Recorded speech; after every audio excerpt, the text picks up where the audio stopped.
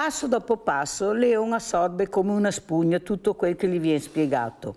Passo dopo passo osserva attraverso le meticolose operazioni manuali dei tecnici che ricordano a tratti le mani di un'equipe chirurgica, come sia evidente la passione, il denominatore comune che porta al risultato finale.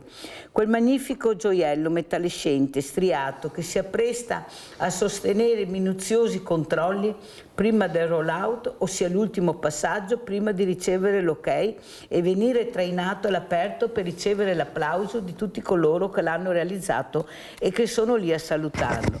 Sì, perché Mark ha colto la sua espressione di sorpresa e si sofferma a farlo riflettere sul fatto che ogni singolo modello è destinato a far parlare della Yonkers.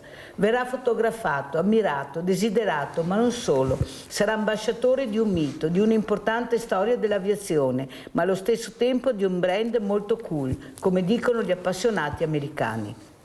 La sua testa ronza di domande, come Leon sa si dovrà scegliere perché il tempo di visita programmato volge al termine.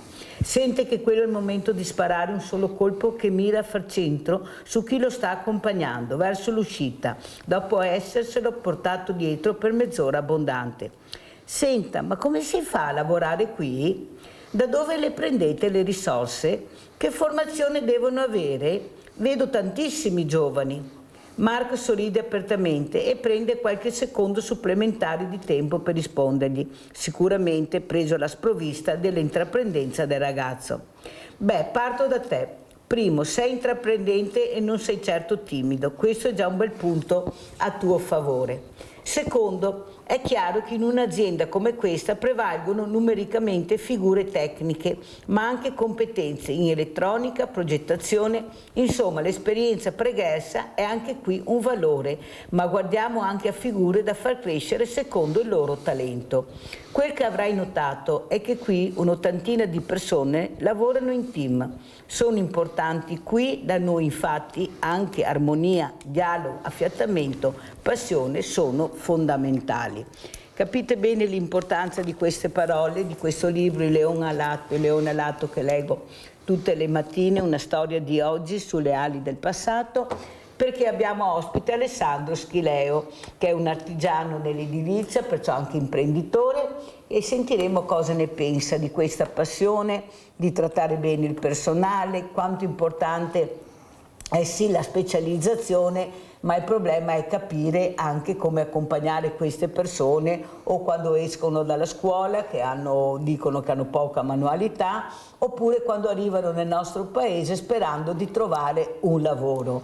Quel che passa il convento però dice che non sono capaci, che non hanno voglia di lavorare, ecco che sono lavori che hanno bisogno di un'alta formazione. Io non ci credo a tutto, per carità ci saranno anche lavori che ci vuole un'alta formazione, ma penso che nessuno di noi è nato proprio col lavoro perfetto da fare, imparato man mano che proseguiva. Allora Schileo, com'è la situazione con queste persone? Mancano gli italiani, molti stranieri, noi non vediamo molto bene il diverso da quello che sento e dalle telefonate che ricevo, sono tutti delinquenti, si comportano male, tutti a casa loro. Prego Schileo.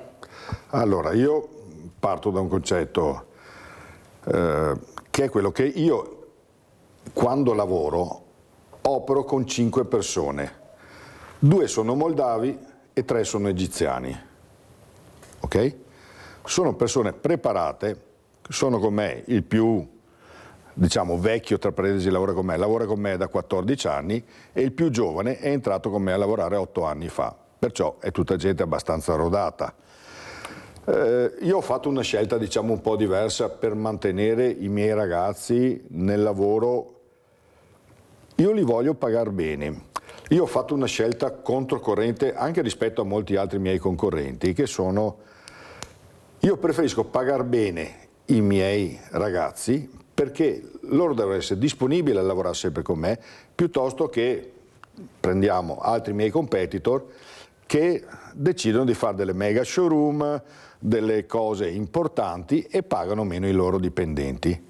Io perciò li pago bene, li pago mediamente il 50% in più di quello che pagano i miei concorrenti e sicuramente loro si sentiranno premiati, si saranno invogliati a venire a lavorare sempre con me.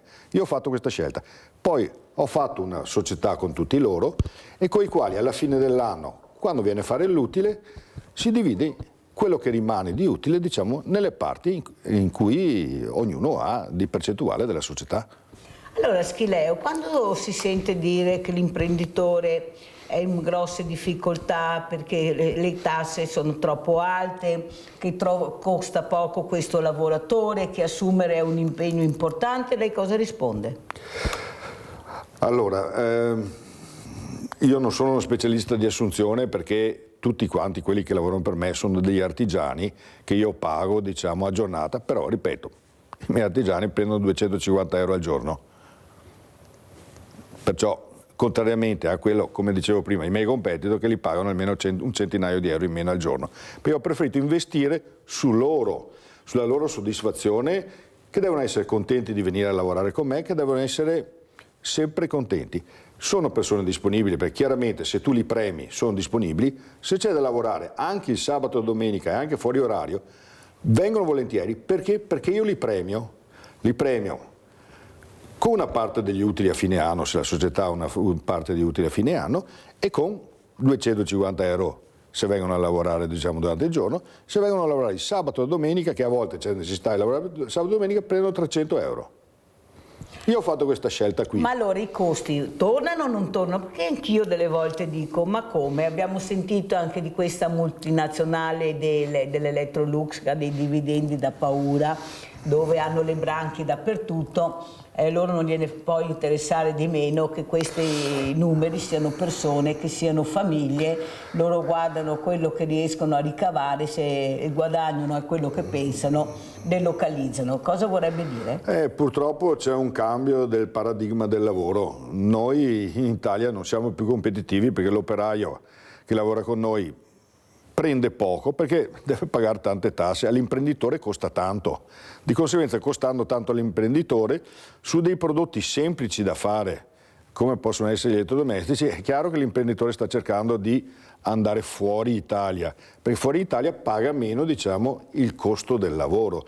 E su cose semplici, è normale, cioè l'Italia dovrebbe cercare di fare un salto qualitativo ai suoi lavoratori, una formazione per portarli quelli che sono i lavori con più valore aggiunto, non l'operaio semplice, diciamo. Quello. Ma allora loro arrivano qua, prendono l'azienda, portano via quello che è proprio il know-how dell'azienda e lasciano la carcassa dopo alla fine. Sì, purtroppo se sono lavori a basso, diciamo, valore aggiunto, sì. Noi dobbiamo cercare di aumentare il valore aggiunto, cioè dobbiamo cercare di fare qualcosa di meglio, il premium. È chiaro che il premium ha un mercato molto più ristretto e perciò dobbiamo cercare, io penso che l'Italia si dovrebbe specializzare in prodotti in cui è leader, non può andare a fare tutto, perché, parliamoci chiaro, la Cina e gli altri paesi che hanno dei costi di mercato più bassi ci stanno portando via tutto, la Cina ormai ci ha portato via tutto. Però noi siamo i primi anche nel design, siamo i primi al mondo. È quello su cui dobbiamo specializzarsi perché è quello, ma ripeto, sono i lavori con alto valore aggiunto sui quali noi dovremmo specializzarsi. Quelli a basso valore aggiunto no.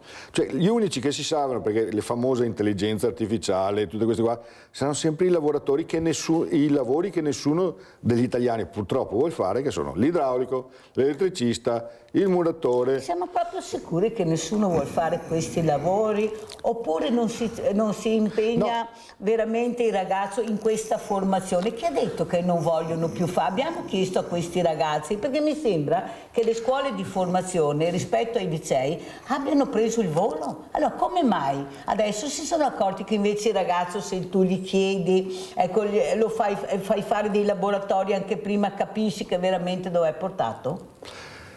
Il ragazzo però bisogna cercare, diciamo, di instradarlo, perché purtroppo non tutti possono diventare avvocati, certo, commercialisti, dei professionisti. Lo so che è il lavoro più, o impiegati o il ragioniere, non possono tutti diventare questo, perché purtroppo il lavoro che si comincia alle 9 di mattina e si finisce alle 5 pomeriggio ormai si sta restringendo sempre di più. O ci si specializza in maniera molto alta, cioè con queste scuole di formazione e con tutto, o altrimenti i lavori di basso valore aggiunto è normale che andranno a finire ai lavoratori stranieri, i quali sono disponibili a fare questi lavori che purtroppo gli italiani non li vogliono fare. A parte che non li vogliono fare, a mio avviso, ma poi non abbiamo più i numeri, questo lo dicono tutti, Anche cioè questo, la denatalità si fa sentire, i giovani non ci sono e non c'è niente da fare. Abbiamo il nostro Rinaldo da Venezia, vai Rinaldo! Ciao Mirella e ciao buongiorno al tuo ospite. Innanzitutto noi altri qua nel Veneto, i nostri artigiani vecchi della volta, non c'era solo che artigiani, c'era imprenditori, c'era designer, perché gli artigiani, gente che lavora con le mani, non era più, ma un artigiano, mi sono andato dove ero in Venezia, con i mobili antichi, indorava, i specchi, faceva robe, ma impressionanti da vedere, finite. E chi è che gatta manualità qua, dei giovani adesso? I giovani adesso bisogna che gli insegniamo e a strada per andare avanti, perché è molto più intelligenti di noi altri. E i giovani bisogna aiutarli con la possibilità di vivere per conto suo, perché sì, è vero di poter, ma se non hai denaro o non hai papà che dà una mano, non fa niente, Mirella. Ma giovani buoni e bravi, bene se finché vorremmo, e se i giovani va via dall'Italia, ed è sempre un costo, sto imprenditore qua di una brava persona, perché la gente che lavora e la considera e la fa sentire un sotto suo di lui e lo paga. Non niente è meglio, fate una roba solo, a Venezia sbriccia e aveva 10 bottiglie sotto agliato, sotto i poteri, va bene, che vendeva salami, prosciutto, ma roba di qualità, va bene. Io i suoi operai e che assava chi si togliesse in bottega quello che voleva, quello che gli voleva, senza pegare, quello che voleva lui. Io gli operai, è giusto che gli occorreva, non gli rubava e in più gli vendeva un quintale di carta al giorno in più, al prezzo del prosciutto, del mortadella, che roba che vedeva. Anche sul lavoro, che una certa accortezza, e gli operai, parliamo di imprenditori, ma imprenditori senza la gente che lavora, cosa deve? I valori per stare sui coppi a fare gli lavori? No? E ora, gli operai ancora più gli serve di più di sei, creavi una fabbrica e non ti davi operai piacerino. E ora, a questi giovani, tutti i giovani, sono buoni da andarsi, non disegno chi come degli altri, la fine Mirella, gli studiai, gli bravi, dopo si sei anche quello che non lo fa, quello che per esempio a Venezia per lavorare, perché le città turistiche al sabato e la domenica non ti trovi gente che va a lavorare. Per il motivo che vuoi essere liberi. E anche a quello che la gente, come i supermercati adesso, che deve essere domenica, sabato, e se non sbaglio per conto mio di me. Ti ricordi una volta le famiglie, ed era tutte riunite, ed era insieme, vado a trovare mio figlio, mio zio, quelle pastine. Adesso io lavoro tutti, siamo ormai al mondo se sbagliamo, siamo solo che denaro, siamo di vendersi tutti, perché vediamo solo che stelle. Ma bisogna vivere la vita, non lavorare di fiore. E beh dai, le robe, ma cosa da imparare dai vecchi? E tutti gli imprenditori della volta, e che ne conosco parecchi, era tutta povera gente, pieni di buona volontà, onesti e bravi. Cara Mirella, ti saluto, tanti auguri a te e innanzitutto voglio dirti, quando ti parli con i politici, ti sei bravissima, perché ti porti al punto, ti dice quello che ti vuol dire, che non gli diria mai. Brava Mirella.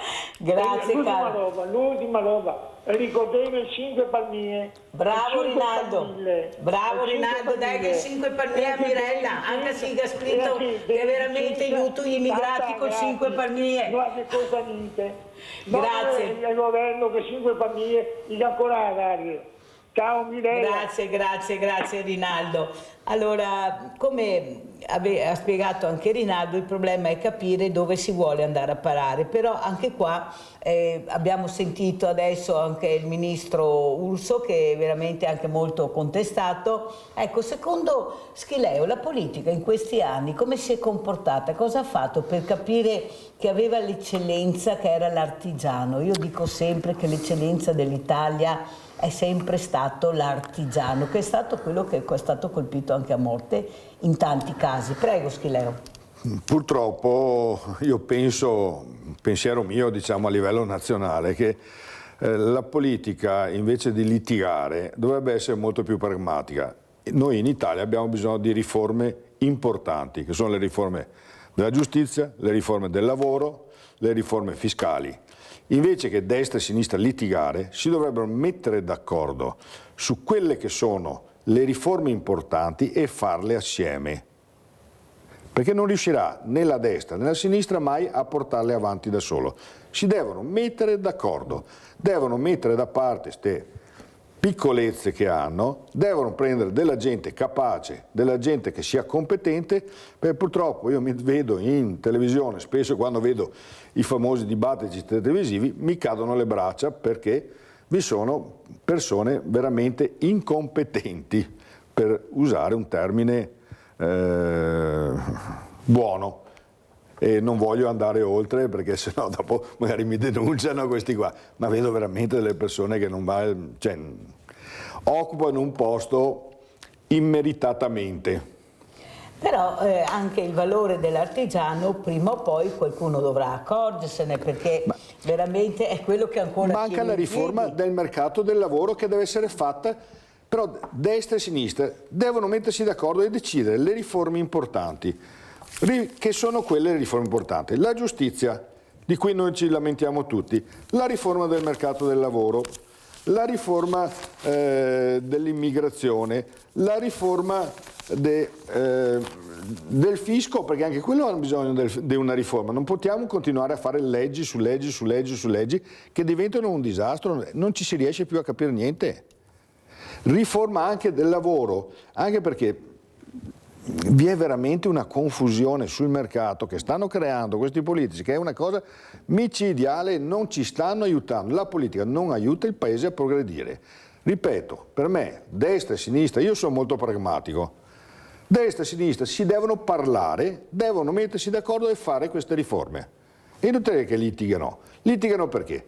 A favore di telecamera o perché devono far casino in coso, mandano gente incompetente in Parlamento, per un motivo politico o per un motivo di amicizia. Cioè adesso non voglio fare degli esempi perché è una cosa brutta, però il panorama, io sono ogni tanto quel poco tempo libero che mi riguarda, che mi tengo, lo passo su Twitter e mi faccio di quelle risate quando vedo certi commenti che sono, ma da politici che sono nazionali, che a me mi viene veramente cioè non rispondo, non interloquisco perché sennò mi innervosisco. Infatti apro e chiudo quasi subito perché è un disastro. La segretaria generale della CGIL, Tiziana Basso, dice: denatività e lavoro sottopagato, i muri da abbattere per la CGIL. Per io ho avuto i sindacati, grosso modo sono sulla stessa linea, però si parla e non si agisce.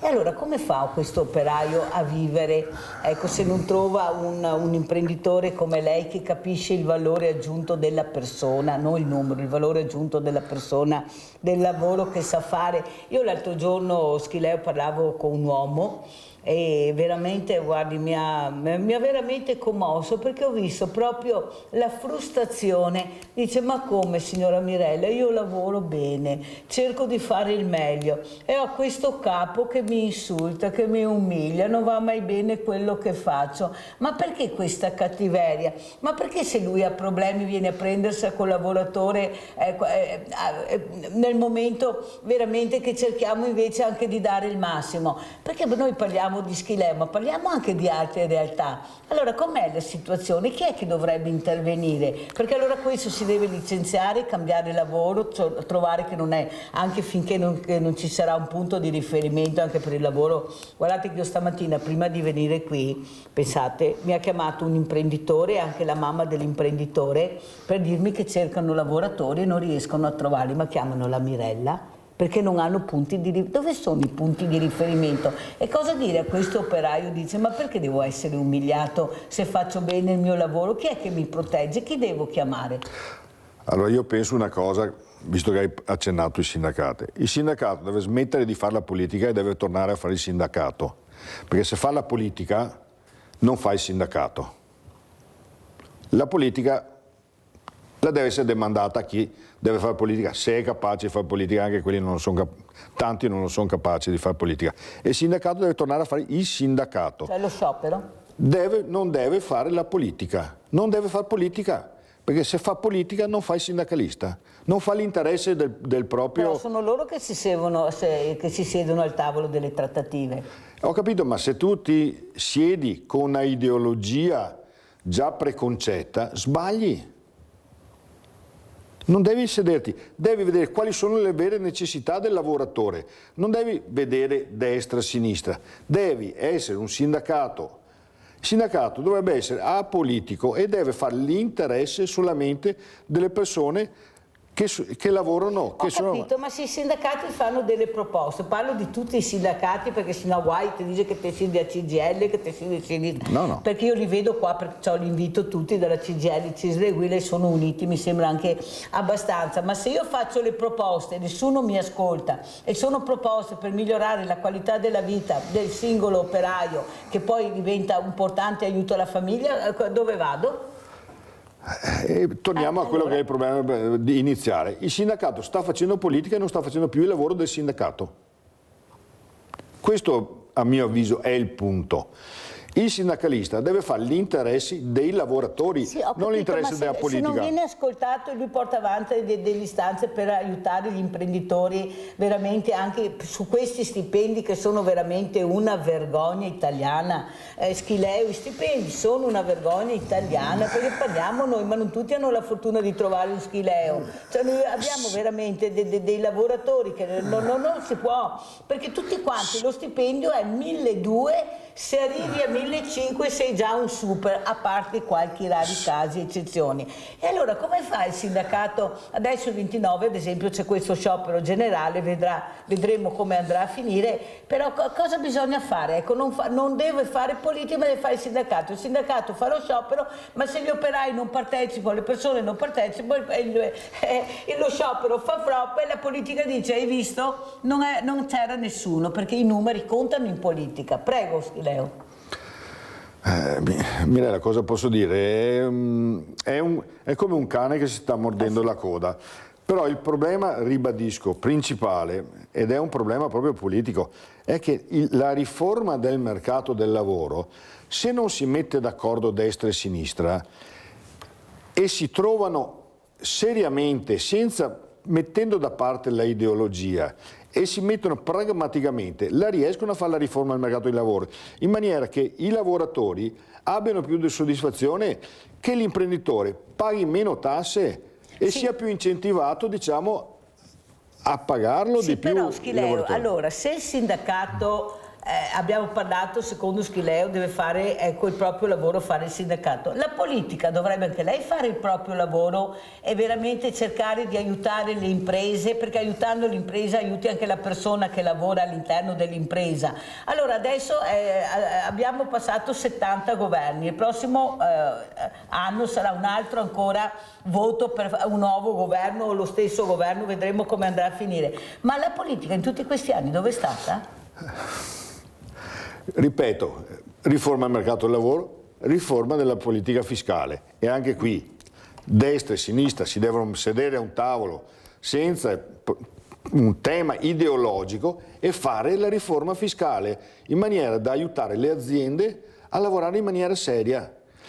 Allora, e pagare le tasse a chi non le paga. Pagare le tasse a chi non le paga, assolutamente, ma deve essere fatto deve essere reso semplice il fisco, non deve essere reso complicato, tasse, balzelli, tutto. Deve essere fatto una cosa lineare. Non possiamo continuare ad avere che per fare una denuncia dei redditi, in Germania, vi faccio un esempio, io ho lavorato per un po' di anni, in Germania ti arrivava ancora, parlo degli anni 80, la denuncia dei redditi mi arrivava a casa, era semplice, bastava che la guardassi, se tutto corrispondeva la firmavo e la mandavo via. Firma, ma negli anni 80 questo già succedeva in Germania. Cioè qui da noi è cominciato pochi anni fa che ti mando la denuncia, che tu la guardi, ma spesso e volentieri devi rimaneggiarla perché ancora le banche dati non sono collegate tra di loro. Vi è questa mancanza. Bisogna essere preparati perché dopo quante volte hanno sbagliato, cioè non è mica neanche facile. Purtroppo qui è tutto. Allora, è sempre dalla testa, diciamo, che bisogna che partano le cose. Ma se il pesce puzza e non andiamo da nessuna parte. Non andiamo da nessuna parte. Mirella, siamo d'accordo purtroppo su questo. Io ho detto, destra e sinistra si devono trovare, per me, a mio avviso, in maniera pragmatica, non in maniera ideologica, e fare le riforme di cui ha bisogno l'Italia. E a cascata tutti quanti, cioè le città, i paesi, i comuni, le cose. Però i soldi che ci sono devono essere spesi bene delle tasse, non devono essere buttati in maniera così a fare l'incentivare la fiera a Sagra, a Sardea e tutte queste cose. Devono essere spesi in maniera per aiutare il paese, non in tutti questi 1000 rivoli che ci sono, che ognuno si porta a casa, questi politici, perché deve farsi campagna elettorale sul suo proprio cosa. Devono essere proprio per la collettività. Allora, prima c'era la pandemia, adesso ci sono le guerre. Allora andiamo a vedere la crisi edilizia causa guerra Iran e andiamo a Udine e poi lo commentiamo il servizio.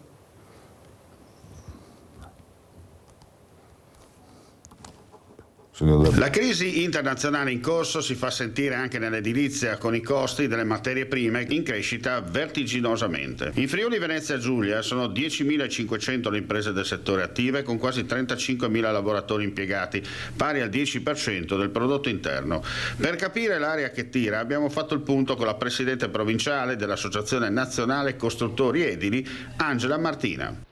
Esatto, momentaneamente aumenta il costo, poi è vero che spesso ci sono dei contratti con dei clienti che siano privati o che siano pubblici che hanno un prezzo finale vincolato e quindi in questo momento siamo un po' in difficoltà perché abbiamo costi che aumentano, prezzo che spesso è fisso, che potrà essere rivisto in caso di condizioni particolari, ma è un momento di grande incertezza. Senta, per quanto riguarda invece lo stato di salute delle aziende associate, cosa si può dire? Ma allora, in realtà le aziende arrivano da un buon periodo, perché poi è vero che ci lamentiamo sempre, però sono stati anni positivi in cui c'è stato tanto lavoro ed questo è sicuramente positivo perché ha consentito anche alle imprese di patrimonializzarsi e di fare investimenti, questo è fondamentale. Adesso la curva di crescita che era molto elevata naturalmente adesso ha una crescita con una percentuale inferiore. Questo è anche ciclico, quindi ce l'aspettavamo. L'importante però è che non diminuisca una situazione di fiducia, perché queste difficoltà, il momento contingente, la fine anche degli incentivi fiscali e a questo punto anche del PNRR sono un attimo, ci mettono un momento in stand-by e quindi confidiamo in nuovi investimenti pubblici e in una programmazione a lungo termine, perché quello anche il tempo è una variabile fondamentale per riuscire a fare le cose bene. Abbiamo registrato negli ultimi anni un aumento delle imprese associate ad ANCE Udine, quindi lo dico con orgoglio. Abbiamo Claudio da Marano Vicentino, vai Claudio. Sì, buongiorno a tutti. Buongiorno. Uno dei perni che stanno praticamente distruggendo l'Italia è l'energia. Non si è mai capito che il perno, l'asse principale che aveva l'Italia era perché aveva l'energia governata dallo Stato, cioè era l'ENI, il grande Mattei che mise giù in Algeria i pozzi e su 10 pozzi uno era italiano.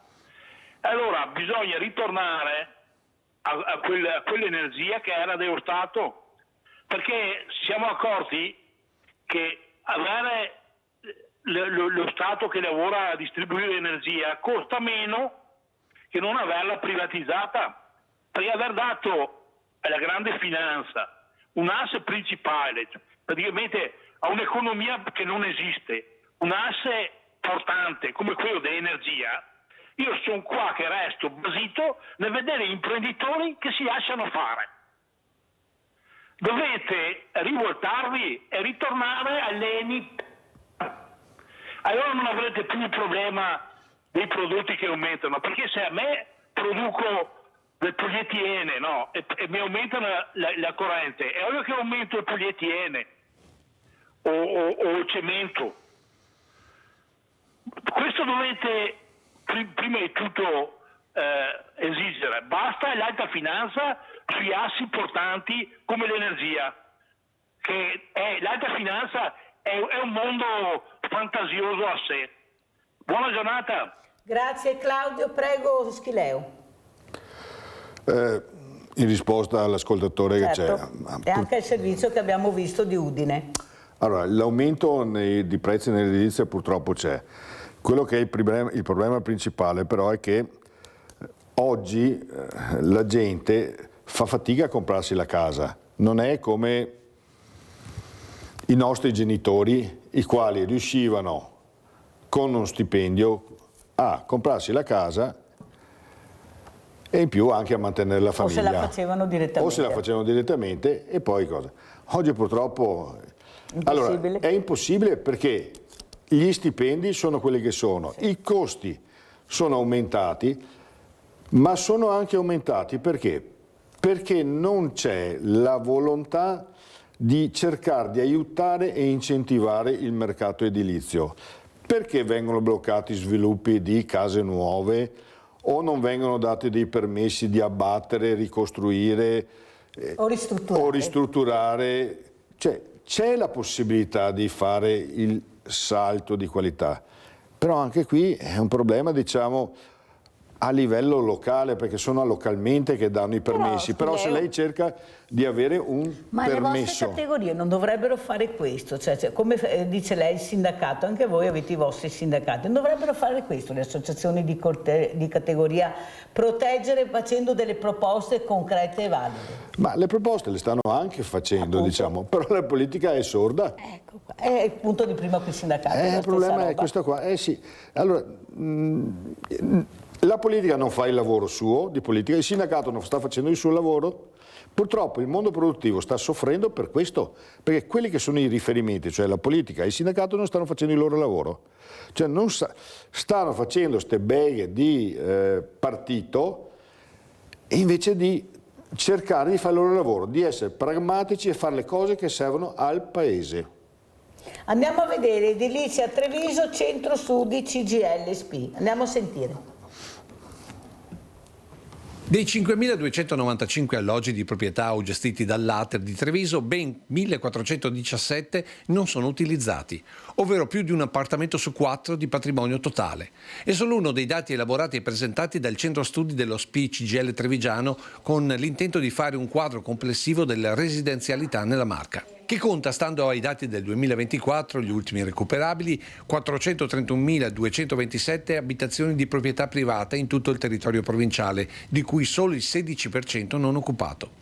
Già da questa comparazione si comprende come il tema casa popolare sia da studiare per dare risposte a richieste in costante crescita. C'è un bisogno di abitazioni che, se adesso sono state assegnate 303, devono ancora esserne assegnate, quindi sono in attesa di poter ricevere l'abitazione 690 persone, quasi 700. Un tema che pare però non interessi molto le amministrazioni comunali trevigiane, stando a quanto investono in interventi per il diritto alla casa. I comuni di tutta la provincia di Treviso in media investono solo lo 0,63%. 56 comuni su 94 non investono per questa missione. alcun euro. Altro dato che fa pensare riguarda proprio l'edificazione di nuovi alloggi popolari. Siamo andati a studiarci un'altra parte dei bilanci dei comuni, dove vediamo che i comuni che non investono nell'edilizia residenziale pubblica sono 60 su 94. Da qui l'appello del sindacato degli inquilini direttamente ai sindaci. Da dove ripartire? Secondo me assolutamente da dialogo comune per comune. Noi di sicuro possiamo verificare quali sono le disponibilità del comune e suggerire delle modalità per poter risolvere i vari problemi. Molto spesso capita che i comuni non sappiano davvero le possibilità a cui loro possono accedere. Allora Schileo, come commentiamo questo importante servizio? Ma io lo commento in questa maniera, visto che ci sono migliaia di case che sono sfitte, non possono essere usate perché non sono idonee a essere abitate, i comuni dovrebbero prendere in mano, mettere all'asta per chi una parte dei fabbricati e con i soldi che incassano mettere a posto il resto in maniera che possono diventare usufruibili, possono diventare abitabili, perché sono tutti fatiscenti. Non c'è alternativa, non hanno i soldi, vendi una parte del patrimonio ai privati, che i privati ci sono che li acquistano e se li mettono a posto, e quei soldi che incassi vai a mettere a posto gli immobili che sono per il momento invivibili, che non stai dando tu. E secondo lei perché non fanno questo? Perché se è così semplice vendo e poi impiego. Perché purtroppo la politica non sta facendo il suo lavoro. Pubblicità.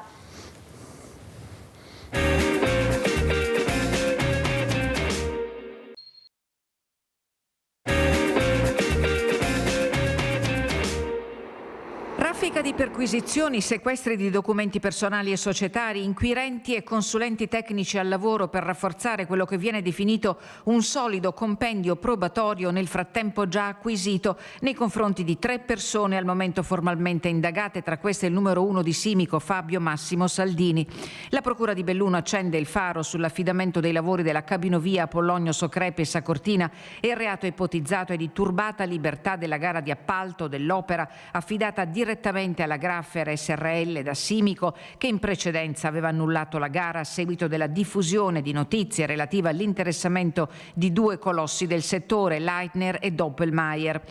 Dall'alba sono state disposte perquisizioni in 5 città italiane: Roma, sede legale di Simico, Milano e Brescia, sedi della Graffer SRL, Napoli e Cortina, alla ricerca di prove che confermino quanto peraltro già acquisito a carico della committente e dell'esecutrice dei lavori, che opera in associazione temporanea di impresa con la bellunese Dolomiti Strade e Eco Edile di Bergamo.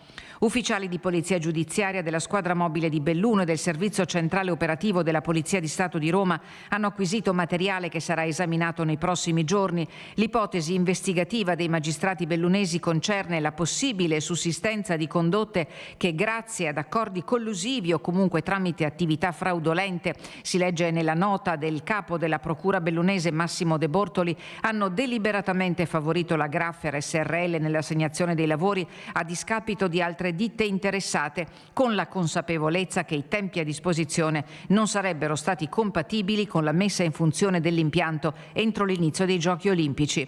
Sull'Apollonio Socrepes, per ora incompiuta, pende un'altra inchiesta penale della Procura di Belluno a seguito di un esposto per disastro e frana colposi presentato dai legali dei residenti della frazione di Lacedel, mentre all'attenzione della Corte dei Conti la richiesta di verifica della correttezza delle procedure e dei possibili danni erariali per la realizzazione dell'opera, i cui costi sono lievitati da 23 a 35 milioni di euro. L'impianto funiverario non risolve il problema delle Olimpiadi, quindi non è mai stato fatto per le Olimpiadi, è stato fatto per garantire alle persone, turisti che arrivano a Cortina, di poter salire sulle piste da sci senza utilizzare l'autovettura privata. Abbiamo tentato di farlo per le Olimpiadi, si è dimostrato un progetto molto più complesso di quello che si era immaginato fino a un certo punto, non per le ragioni geologiche, invece la geologia è ampiamente controllata. Raccontava così Fabio Massimo Saldini al nostro direttore Luigi Bacialli nell'intervista di bilancio post Giochi Invernali 2026. Un progetto, quello per l'Apollonio Socrepes, nato come un unico intervento di partenariato pubblico-privato per creare un sistema integrato di mobilità a Cortina d'Ampezzo, prezzo in vista delle Olimpiadi 2026.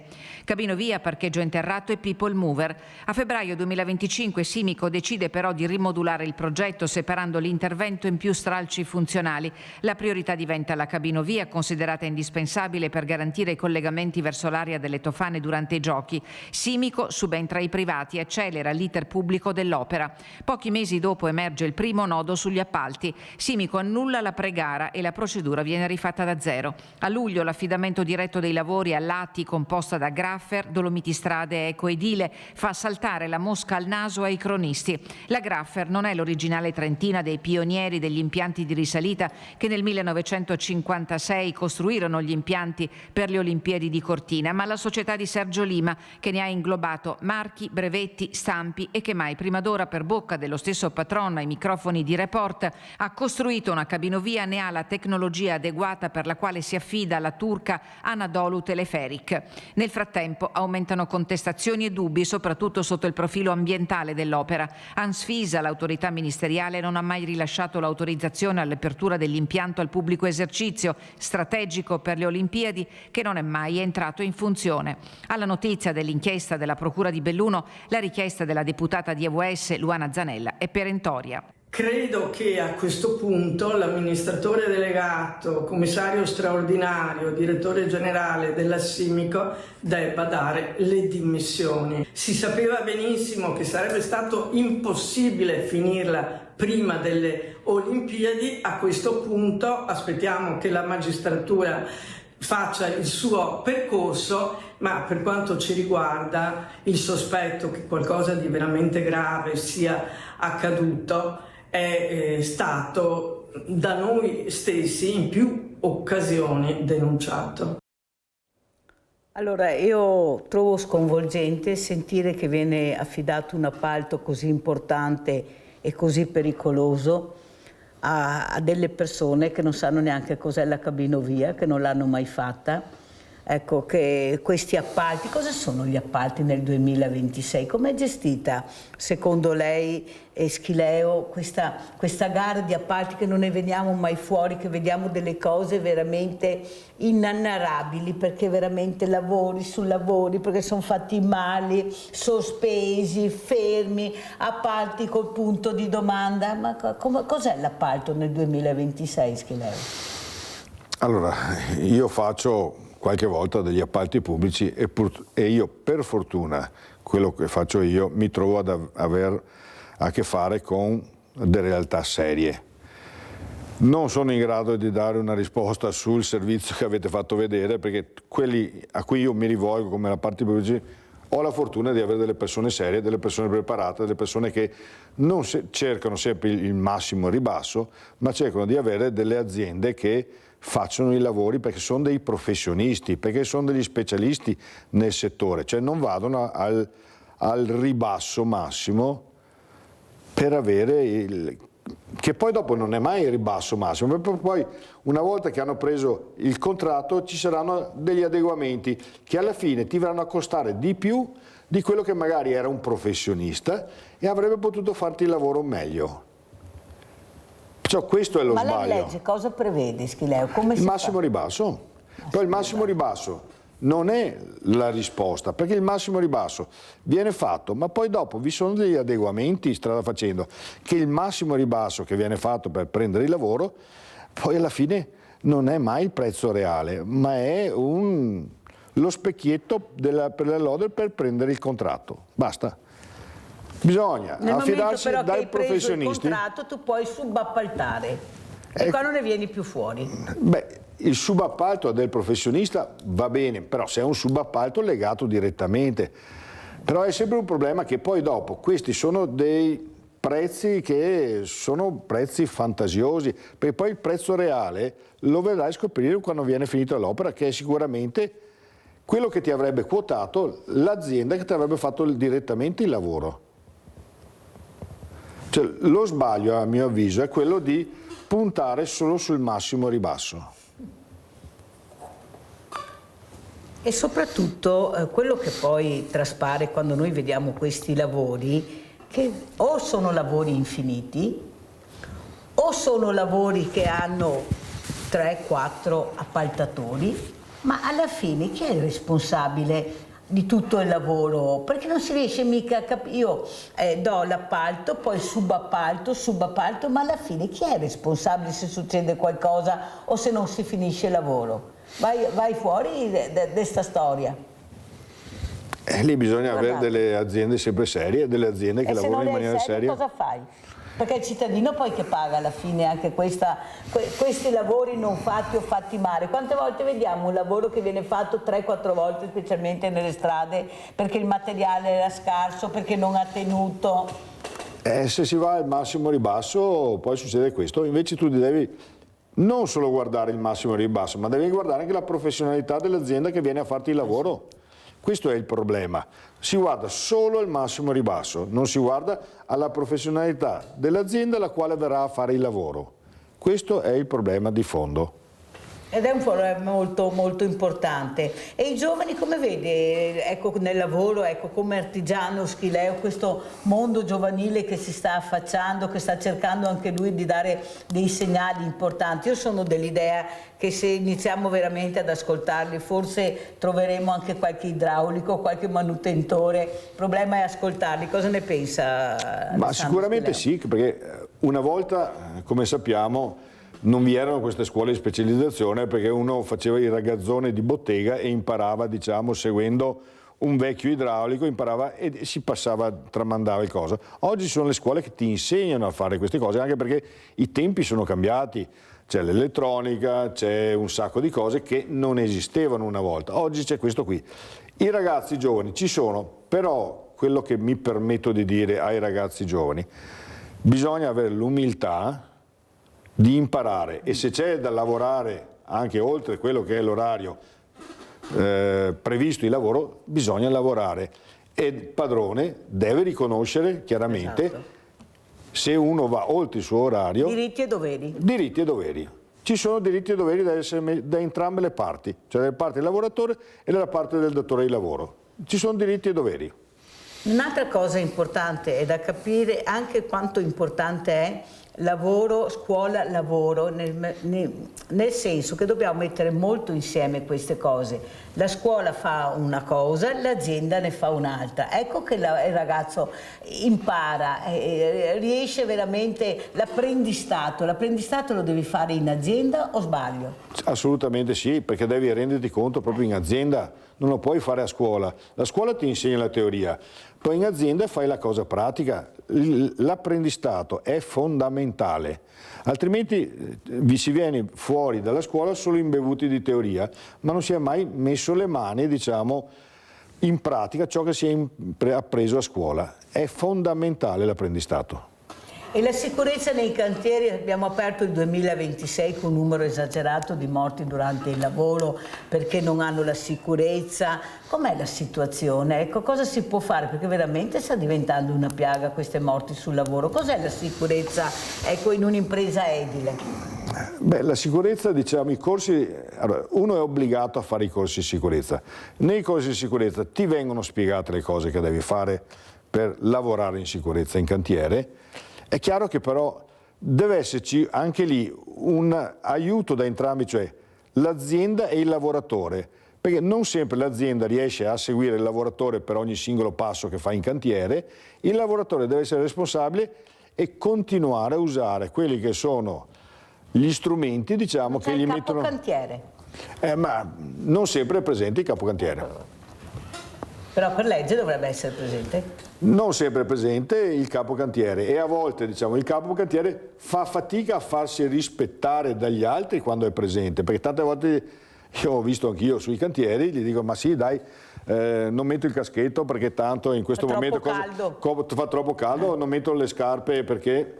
Però ci sono dei capi cantieri seri che quando entri in cantiere non ti fanno entrare in cantiere, come capita a me quando faccio i lavori pubblici, se tu non hai tutti gli apparati di sicurezza, e hanno ragione a essere questo, anche se sono pesanti, perché mettere le scarpe del lavoro d'estate e mettere il caschetto d'estate è una cosa... Però ti protegge. Però ti protegge.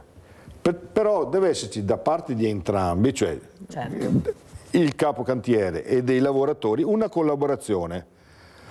Non una conflitto. superficialità, dire no, oggi è caldo, oggi non mi vesto. Esatto. Cioè non puoi fare quello che vuoi quando stai lavorando in un'impresa. No. E soprattutto la sicurezza è che ci sia un responsabile, perché se la legge prevede che ci deve essere un responsabile, il responsabile ci deve essere. Ci deve essere, assolutamente sì, ci deve essere.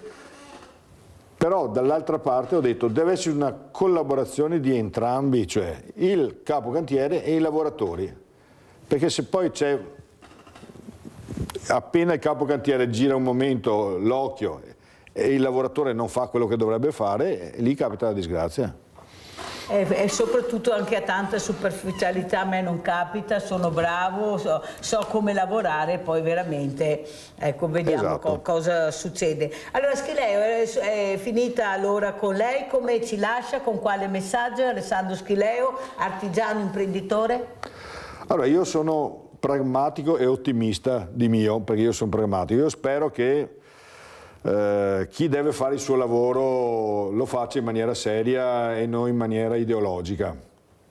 E un messaggio alla politica? Che non litighino e siano pragmatici e si mettono d'accordo per fare destra e sinistra le riforme che sono necessarie al Paese. Alessandro Schileo, artigiano imprenditore, grazie di essere stato con noi. Pubblicità.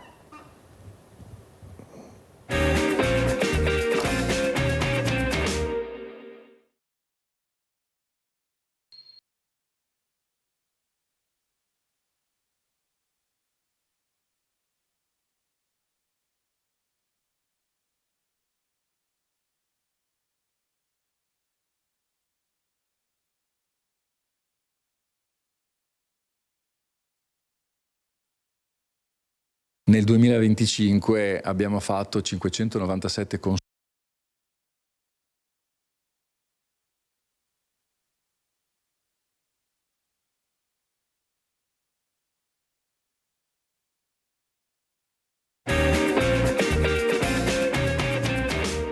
Nel 2025 abbiamo fatto 597 consulenze nel reparto di ortopedia e abbiamo fatto circa 2700 trattamenti.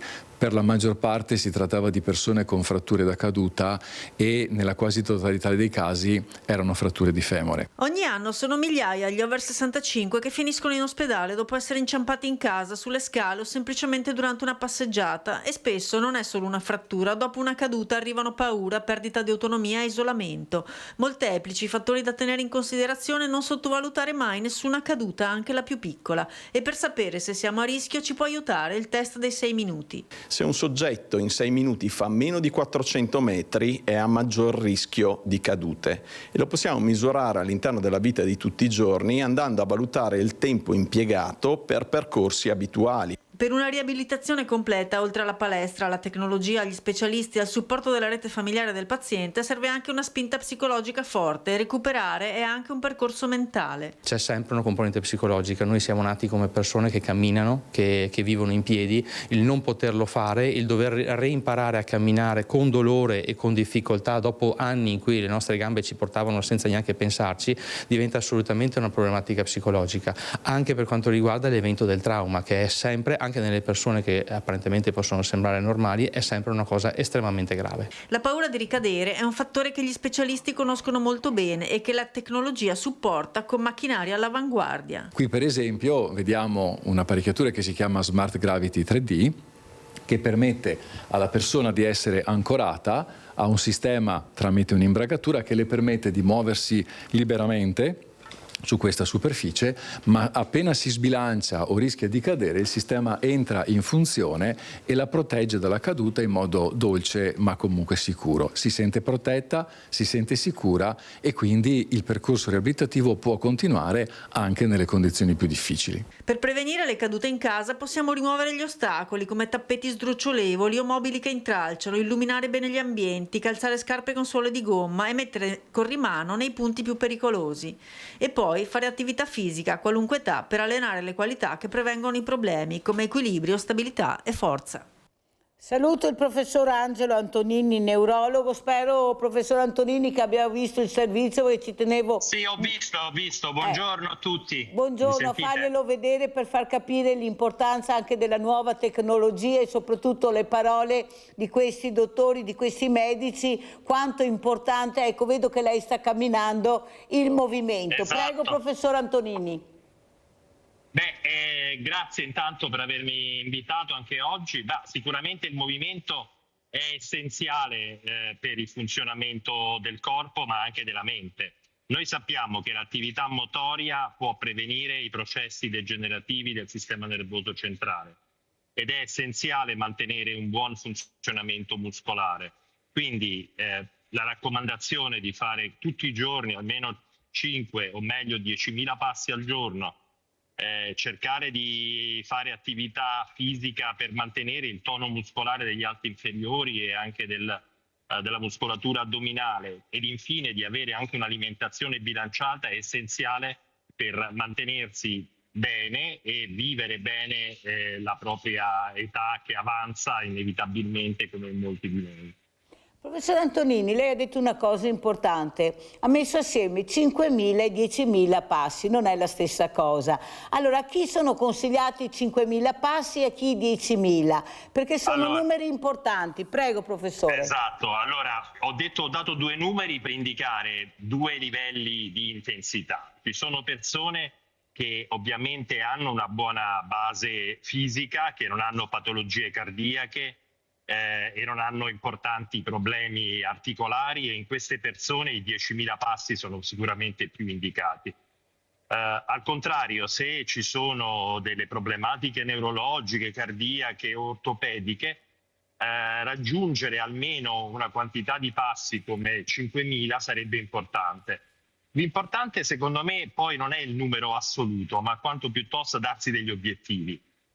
Ogni giorno cercare di fare poco ma un pochino in più rispetto al giorno precedente, fermarsi magari quando si sentono dei dolori o si sentono dei fastidi senza sottoporre il proprio corpo e il proprio cuore a degli stress, ma continuare comunque progressivamente ad incrementare se si notano delle carenze fino a raggiungere degli obiettivi che possono essere appunto questi dei 5 o 10.000 a seconda dello stato di salute precedente.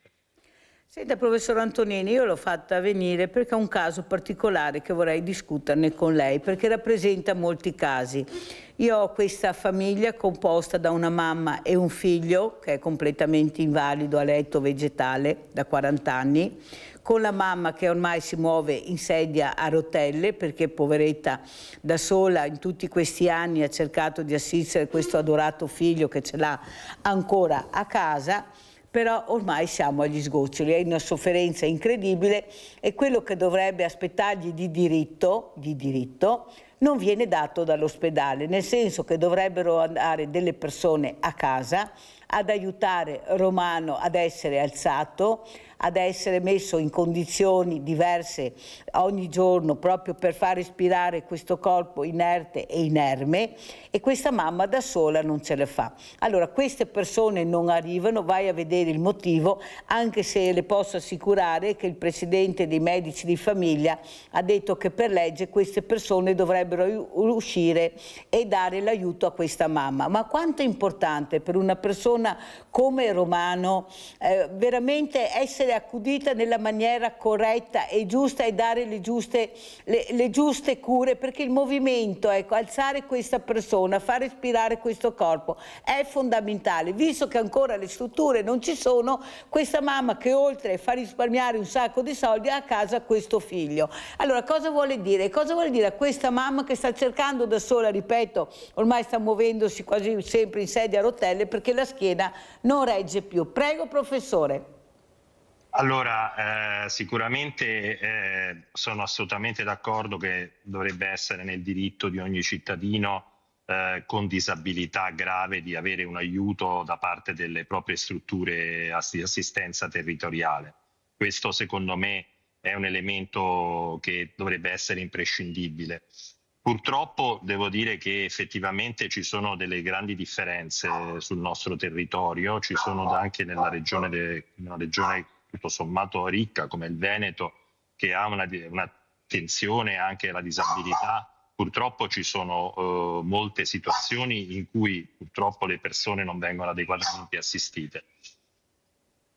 Vi sento intanto di dire che sono dispiaciuto in quanto appartengo a queste strutture sanitarie venete, se non so dove abita la signora, ma sicuramente... glielo dico, a voi Uganeo abita, professor Tonini. Mi dispiace molto che purtroppo i servizi sanitari non siano all'altezza. Questo, diciamo, intanto sono molto empatico con la sua situazione e capisco che il suo disagio fisico, che è stato causato da anni di assistenza, probabilmente senza attrezzature adeguate e senza supporto adeguato da parte del territorio. Dico che teoricamente, diciamo, spesso c'è una certa frammentazione, lei dovrebbe rivolgersi anche al suo comune di residenza, perché molto spesso i comuni hanno dei servizi sociali e questi servizi sociali comunali possono in molti casi essere coinvolti e prestare magari quel servizio di assistenza integrata che magari non si riesce ad ottenere attraverso i servizi sanitari. Alla fine quello che questa signora chiede è che qualcuno vada a casa a lavare il figlio, probabilmente ad alzarlo la mattina, metterlo magari in sedia e poi rimetterlo a letto la sera, quindi fare magari 2 volte alla settimana un po' di mobilità passiva. Quindi, diciamo, parliamo di servizi minimi. Credo che una delle difficoltà è anche il personale. Ci sono delle difficoltà nell'assunzione di queste persone, soprattutto non perché manchino, ma perché purtroppo gli stipendi che pagano i privati sono molto più alti di quelli che pagano gli ospedali o le ULSS. E quindi molti assistenti, operatori sociosanitari e infermieri vanno a lavorare privatamente perché guadagnano molto di più. Questo è un problema che dobbiamo affrontare, credo, anche nella nostra regione, con la Direzione Generale della Sanità, con i servizi sociali, perché purtroppo se queste persone scarseggiano e poi chi ci rimette in tutta questa situazione sono le famiglie. Pensi che, diciamo, l'indennità di accompagnamento che non raggiunge neanche i 600 euro al mese, ma che tipo di assistenza vuoi pagarti privatamente? È quasi impossibile se hai una disabilità grave in casa, come nel caso della signora, anzi 2. Sì, ma il problema è, professor Antonini, che oltre al figlio a Romano, che anzi saluto... Che è la signora stessa. È la signora stessa che ha bisogno di un supporto, ma allora ci sono solo doveri e mai diritti in questo paese. Io devo essere fortunato ad avere quel sindaco che si preoccupa della mia salute, sì, ad avere i servizi sociali che funzionano, avere un ULSS adeguata che mi manda a casa le persone. Pensi che delle volte Iole raccontava alla mamma che addirittura arrivava anche questa persona mandata all'ospedale che non aveva neppure gli strumenti, per esempio le garze, le cose che servivano per curare Romano. Ma ci rendiamo conto? Perché quando mi dicono va tutto bene da voi, non lamentatevi, io vorrei vedere anche quello che non va bene, non solo le cose che non vanno bene, e devo essere io a raccontare queste storie. Ma sai che ho dovuto prendere un avvocato per questa mamma per cercare veramente di difendere l'ABC che si può difendere, che la parrocchia ha dato lei 2 stanze, sino era su una strada, ma perché poi i furbi ci sono sempre sulle fragilità e ne approfittano. Capisce, professor Antonini, che dobbiamo invece cercare anche di aiutare? Abbiamo visto che nuova strumentazione, l'avete appena vista, no? La tecnologia dove è arrivata, e poi io mi ritrovo, poveretto, con Romano, che oltre a essere in questo letto da anni non ha neppure il minimo supporto. Ecco, io spero che qualcuno dalla regione veda la trasmissione e risponda a questo caso, perché chissà quanti casi ci saranno di questi che non hanno il coraggio, come questa mamma guerriera, di dire veramente la realtà. Visto la tecnologia e la preparazione che abbiamo, il professor Antonini è uno di questi. Prego. Sì, lei ha ragione, no? Dico che la tecnologia... Allora, noi siamo molto bravi a illustrare tutte queste tecnologie, ma a quante persone possiamo offrire questa tecnologia? Questo è il punto. Qua parliamo di servizi di assistenza minima che purtroppo non sono rispettati. È ovvio che magari una tecnologia complessa come quello che avete mostrato prima, super all'avanguardia, potrà essere offerta a un numero molto ristretto di persone. Se quella è l'unica struttura in un'area geografica, penso alla provincia di Padova, Treviso, Rovigo, con tutti i problemi di disabilità che ci sono, chiaramente quell'attività lì potrà essere offerta a pochissime persone, pochi eletti. Quindi noi possiamo far vedere le eccellenze, è vero, ma qua parliamo di offrire invece un servizio territoriale, capillare, che consenta di prendersi carico della disabilità e del disagio delle persone su tutto il territorio.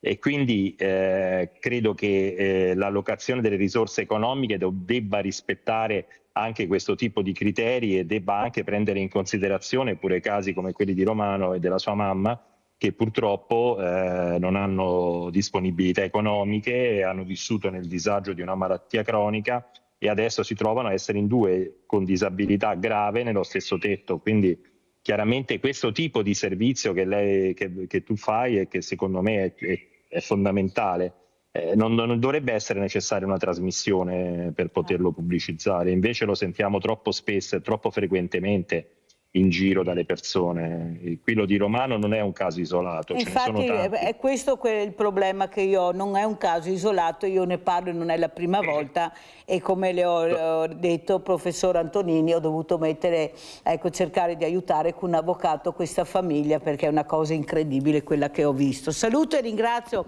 Graziella Lazzari Peroni, presidente ANFAS Veneto e Mestre. Grazie Graziella di essere qui. Allora io non so se hai sentito, ho citato il caso di questa mamma con questo ragazzo che non riesce veramente ad essere aiutata, ad avere quello che veramente ha il diritto di avere, perché per legge ha il diritto di avere, ma che non arriva. Com'è la situazione?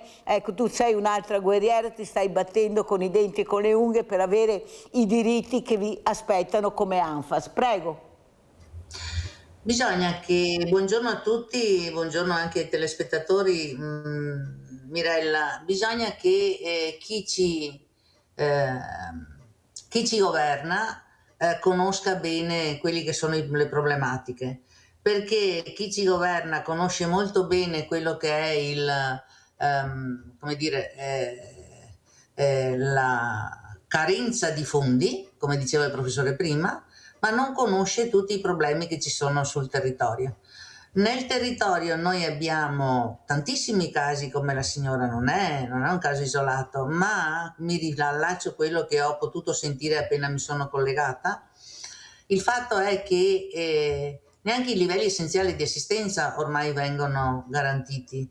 A pioggia si dà qualcosa per garantire, per esempio vi faccio un esempio che ci sono delle impegnative che danno alla famiglia che ha pochi servizi 120 euro al giorno, al mese, e con 120 euro al mese si può fare, o 140 euro al mese si può fare molto poco, ma anche con 200-300 euro si può fare molto poco, perché se noi vogliamo affrontare il discorso anche di un'attività privata, che cosa gli paghiamo? 2 euro l'ora?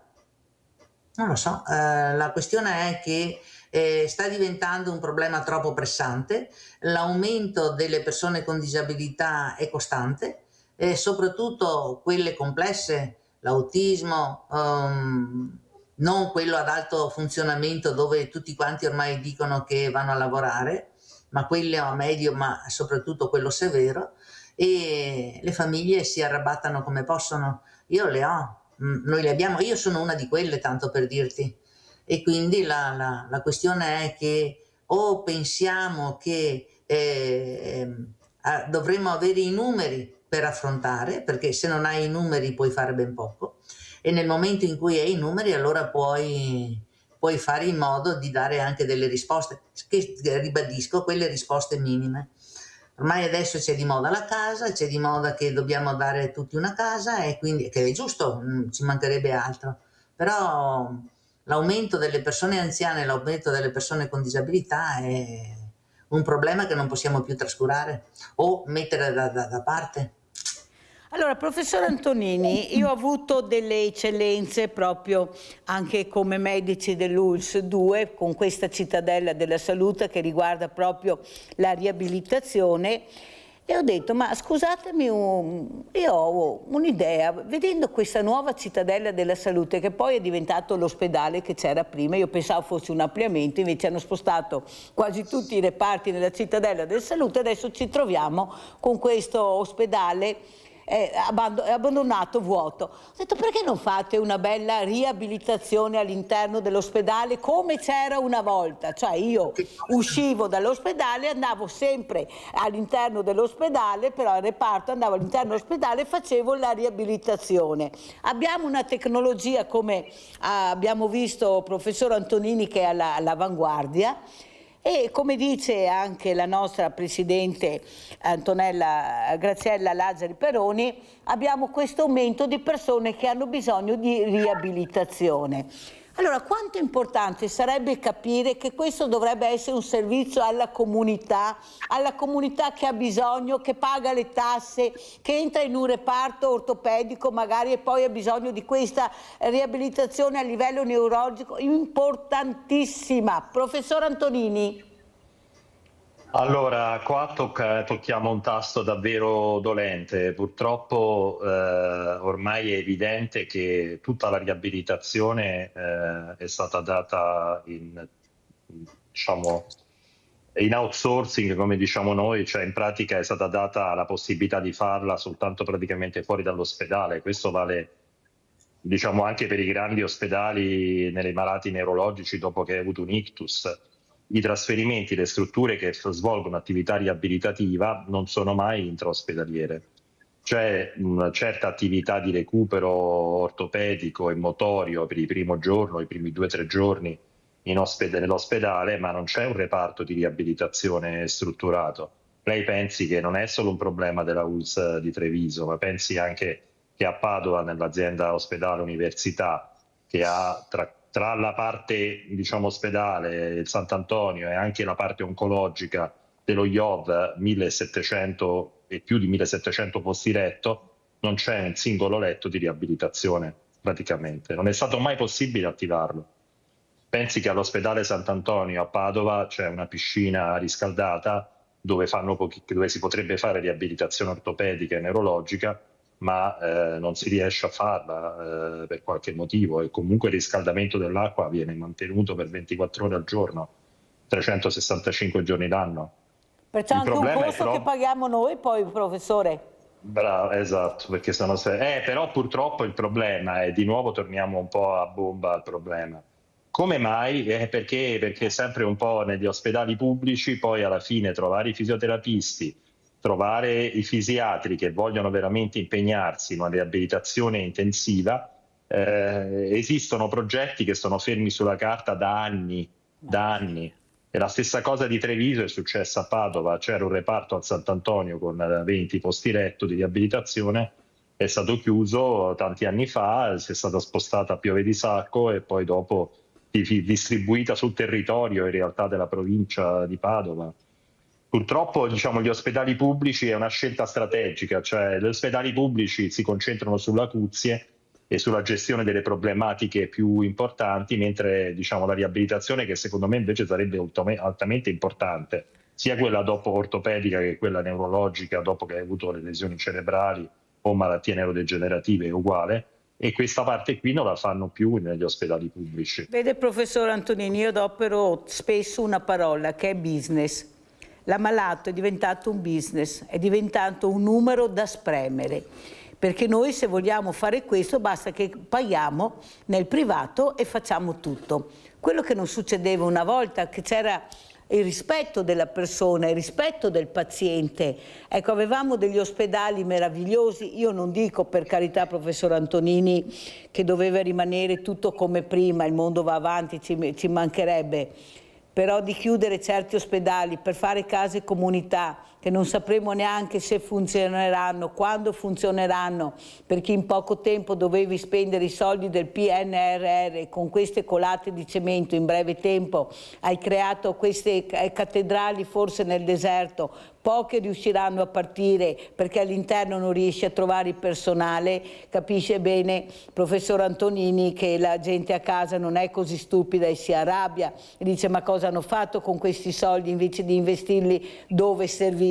Graziella Lazzari, Presidente, hai sentito cosa ha detto il professor Antonini? Io sottoscrivo, visto che vengo dalla sanità anch'io, io sottoscrivo tutto quello che dice il professore Anzi, ma d'altra parte con la 833 noi abbiamo avuto gli ospedali che sono stati trasformati in aziende, quindi devono rispondere ai requisiti di un business, non possono più fare, perché la riabilitazione intensiva, che poi deve anche avere accanto quella estensiva, è un costo che, cioè, viene considerato un costo che io invece dico sempre che è un investimento, un grande investimento, perché se riesci a recuperare, io vedevo nei miei reparti, se riuscivamo a recuperare le persone che avevano avuto un ictus, non andavano a casa con gravi deficit, a meno che non fosse stato un ictus molto devastante, ma allora in quei casi là il professore sa e sappiamo tutti che qual è il risultato. Ma siccome ci stiamo rivolgendo a persone che invece continuano a vivere, che continuano ad avere dei bisogni che sono i bisogni essenziali e diritti fondamentali, non stiamo parlando di sciocchezze, questo dovrebbe essere la presa in carico, dovrebbe avvenire come presa in carico da chi è purtroppo è stato tutto esternalizzato, come ti diceva, in termini molto diversi dai miei e il professore. Tutto è stato esternalizzato e chi ha in carico queste persone con problemi di riabilitazione, ma tu stai parlando di problema riabilitativo per chi prima era un normodotato e poi ha avuto un evento che lo ha portato verso la disabilità. Ma noi parliamo anche di persone che, come la mia, nascono con una disabilità complessa come l'autismo. Aspetta Graziella, perché aspetta, scusa se ti interrompo, ma sta chiamando mamma Iole, che è la mamma che ho chiamato.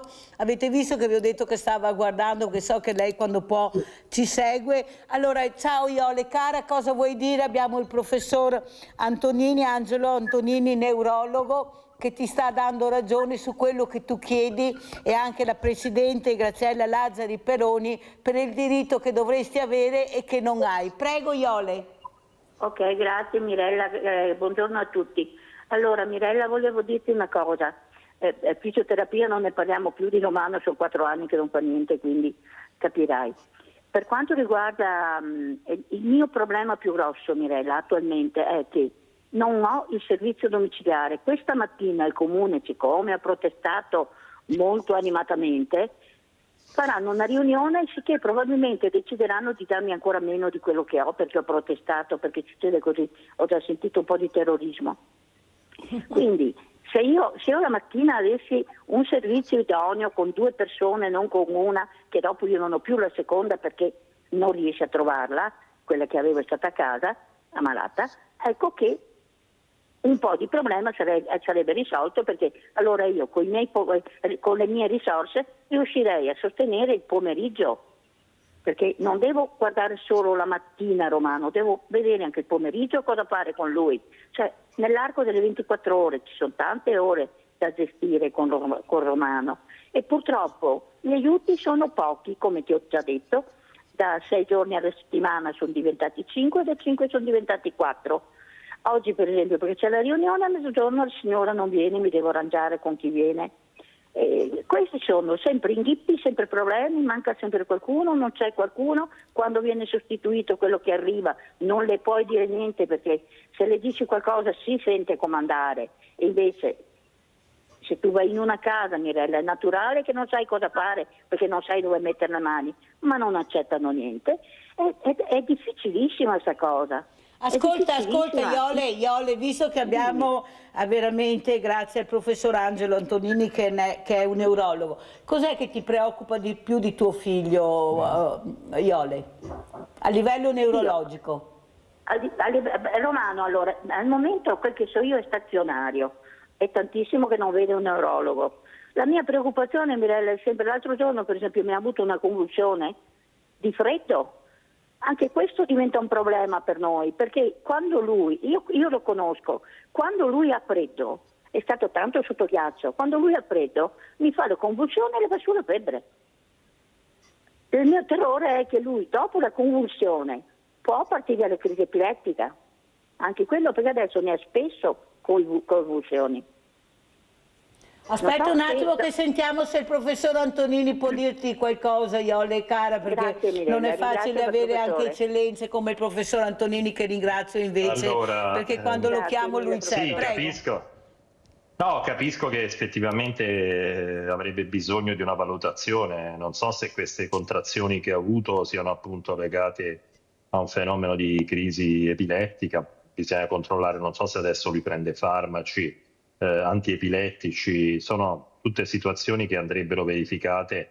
Oggi diciamo abbiamo anche degli strumenti però che sono quelli della telemedicina, si possono fare anche delle visite domiciliari senza venire fisicamente, quindi si potrebbe contattare il medico per poter valutare anche se ci sono dei dosaggi, per esempio dei farmaci che prende da valutare.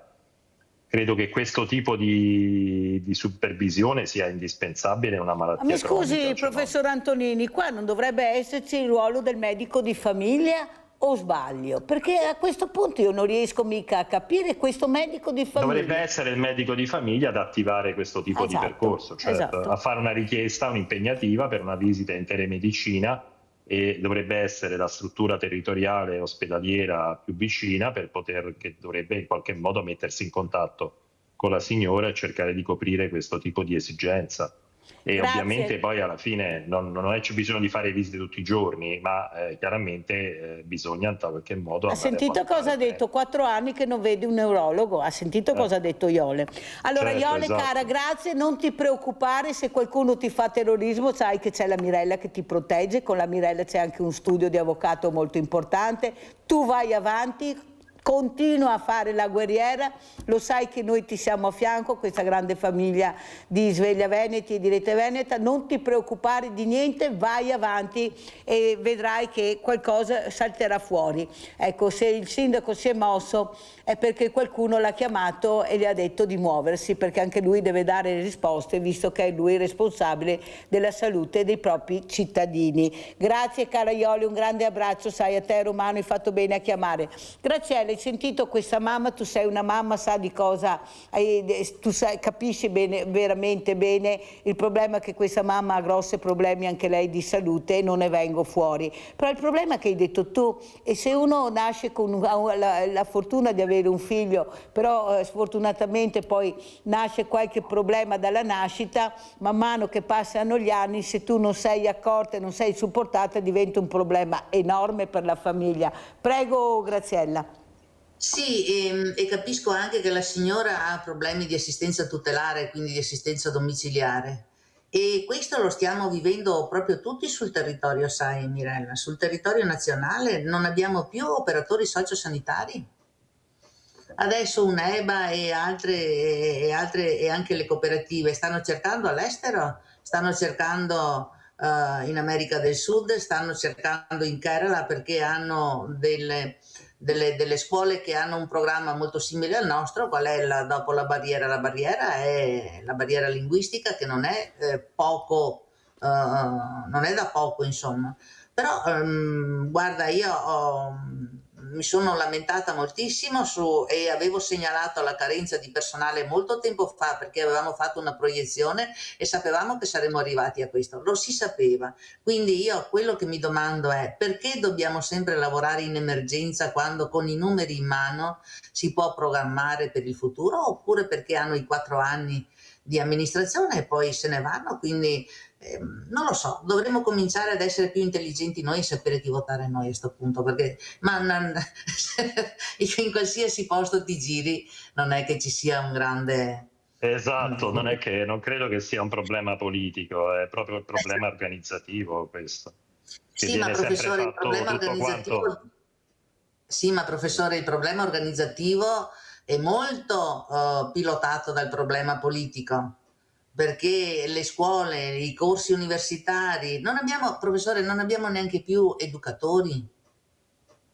Però i corsi universitari, guardi, ci sono. Il problema è che le paghe che noi diamo attraverso il settore pubblico sono così basse rispetto a quello che un fisioterapista, un operatore sociosanitario o anche un medico prende privatamente, che alla fine la gente non viene a lavorare per il pubblico. Diciamo, oggi bisogna essere...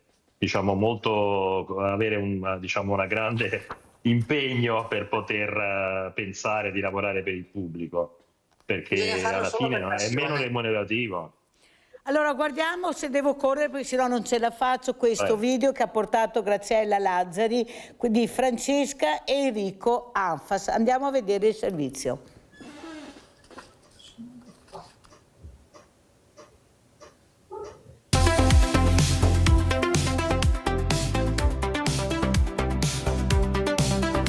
Ciao, sono Francesca e a me piace fare l'attività di disegno.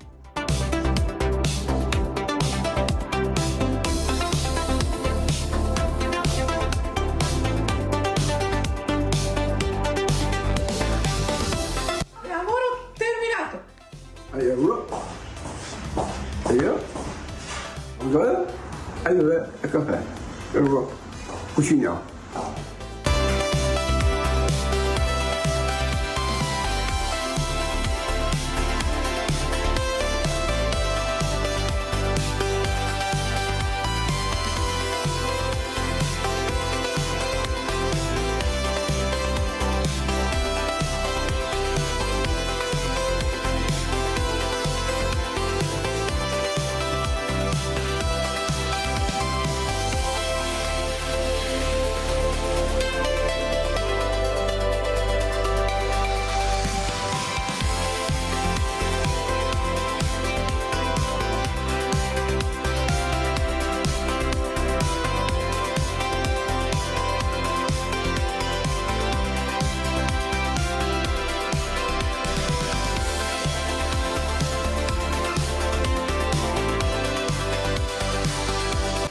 Ora andiamo.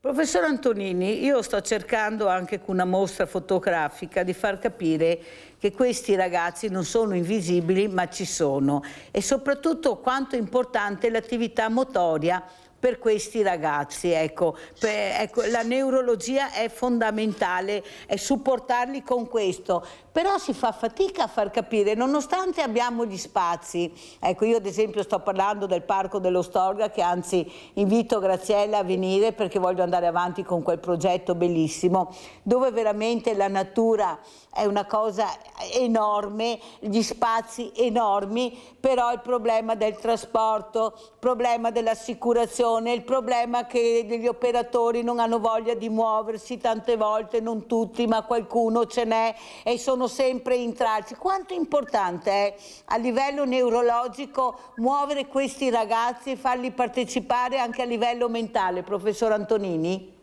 No, ma è essenziale sicuramente mantenerli coinvolti nelle attività, in attività comunque che non sono solo attività ricreative, ma sono attività che in qualche modo servono per stimolarli dal punto di vista cognitivo, integrarli socialmente.